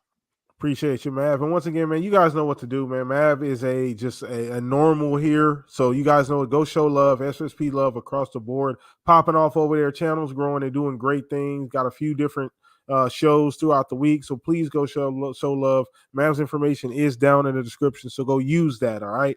That's there for a reason. So please go show some love and hit the like button on your way out too. Appreciate all of you guys for watching it, man. I got to throw this over to my brothers, the two gentlemen that bring me here to make this happen every single week, man. Pong, another great show. Chat was crazy. Chat was amazing. Got a lot of people in here today. But yeah, let everybody know what you got cooking up, brother. Yes, sir. What a great night to be here again. Love ending my week with you guys. So shout out to you, PTK and Fuzzy. And of course, my brother from another Mav. Always amazing to do as many shows as possible with you, brother. So appreciate you coming on through. But love you all. Nothing but respect. And again, this helps so much with real life. And I can't say that enough. So I appreciate being able to sit down here and chat with you guys. And of course, the chat, always great. Again, your support for all of our shows is just absolutely incredible. The fact that so many of you come out to so many of our different spots, and I continuously see the same names and love seeing the new names as well roll on through. Again, same love and respect to go all of you, because again, this isn't anything without you guys. You guys are as much a part of the show as we are. So thank you all for joining us this awesome Saturday night. But you guys know the drill. Pong Soul on X, formerly known as Twitter, Pong Soul on the Xbox, Pong Soul on Steam, if you want to follow me there as well. Otherwise, my week has ended here, but next week it starts all over again. And I'm not on this show, but I will continuously shout out the Double Barrel Gaming channel 5 days a week. Mr. Boomstick does it, and Xbox Factor podcast on Tuesdays has that special place locked up in my heart. All Good Things Green every Tuesday, 12 p.m. Eastern, 11 o'clock Central Time, and now includes my brother from another, Steel Rain, on panel as well. So extra special Tuesdays, be there for that. And then Thursdays, when my podcasting week starts with this guy right here, Mav, on PM in the PM, Pong and Mav in the PM over on the Fun Speculation Network. So be there 7 p.m. Eastern, 6 o'clock Central Time every Thursday night. And then, of course, we are back on the Fun Speculation Network for Xbox Ultimate, where the rest of the family joins me and Mav. We never know how many people are going to be there, but it's always a great time. We laugh a ton, but we also talk a ton. We talk a lot of gaming stuff. So be there every Friday night, 10 p.m. Eastern, 9 o'clock Central Time. And then, of course, Saturday mornings is when you set your alarms to get up and get your energy right with me and my brother Steel. We get you rolling. We're going to start your morning. We're going to carry you into the afternoon. 4+ hours every Saturday morning, 10 a.m. Eastern, 9 o'clock Central Time. Be there. You talk about two dudes who like to talk a lot. That's me and Steel. So join us. We get the chat involved, all the good stuff for Living Split Screen. And Split Screen is all one word. And then, of course, Saturday nights, I end it all right here with two of my favorite people, PTK and, of course, Fuzzy, and whoever we have on as a guest. So listen, y'all, it's the golden age of gaming. It is. That's right. Get out there, play what you love what you play, have a great rest of your week, and enjoy some of this amazing content that just keeps flowing. And I'll talk to y'all real soon. PTK, brother, get us out of here. Appreciate you, Pong. Man, once again, go follow Pong. Got a lot going on. Easiest way to keep up with him is on that Twitter account, that X account. Follow him there, man. Pong always bringing the energy here at the Shop Podcast, the battery of the Shop Podcast, man. And last but not least, my brother, Mr. Fuzzy Belvedere. Another great show, bro. Awesome topics, man. Every week it gets better. A lot of people in here today appreciate the energy, but let everybody know where they can find you, Fuzz. Oh, as always a pleasure doing this show with you guys, and always great when we have Mav as a guest. Man, thanks to everybody in the chat for joining us, interacting with us. Greatly appreciate it. For those that catch it on replay, thanks again for taking the time to check us out. For those that want to hear my rambles and rants on anything gaming related, you can always find me on Twitter at Fuzzy_Belvedere. You can also find me on Pixelated Echoes tomorrow on the channel. Just do a search for Pixelated Echoes at 8 p.m. Eastern Standard Time. It'll be me and 3-Bit going over some topics tomorrow. Then on Monday, you got to check out Xbox Lunch Break Special. Had a last-minute change of plans with the wife Monday, so it won't be on the show, but definitely check out Xbox Lunch Break Special on Double Barrel Gaming at 12 noon on Mr. Boomstick XL's channel. And then later that evening, you can find me on FSP with Mav, 3-Bit, Psychonauts, and maybe some other guests as well. And we'll be going over hopefully some updated stuff that we hear about from Xbox, because I think there's probably going to be some controller stuff that starts leaking here soon, but we'll see how that goes. But check us out, 10 p.m. Eastern Standard Time this Monday evening. And then for everybody, I hope to see you here in the chat next Saturday at 9 p.m. Eastern Standard Time for the Shop Podcast. Look forward to seeing you guys there. Thanks again. Yeah. Appreciate you, Fuzz, always coming through, man, keeping things smooth and clean, man, every single week, man. Shout out to everybody in chat that came out and watched live, man. I am the host here at the Shop Podcast, PTK Blam across the board. You ever want to hit me up, DMs and things are always open. The easiest place to find me is on Twitter/X. Hit me up there, ideas, whatever y'all want to do, whatever y'all want to talk about. DMs are always open, like I said, man. You want to hit me up on X, play some or Xbox, play some video games, hit me up there, PTK Blam there as well too. But just want to say thank you guys every single week coming out to the show, man. Keep subscribing. Things are changing soon, man. I haven't been able to focus on this as much as I would like to start the year, so I'm going to get back into that. But I appreciate every single guys. We're going to ramp this thing back up, man. We're going to continue to grow this thing. Got a lot of big goals, but appreciate everybody. Same time, same place next week. We're looking to get a couple guests, pack this panel out next week. Have a good time once again. So you guys got any suggestions, hit me up too. Let me know who you guys want to see. But other than that, enjoy your weekend. Peace out, everybody. Enjoy some video games, man. Have a good time. Peace out. Later.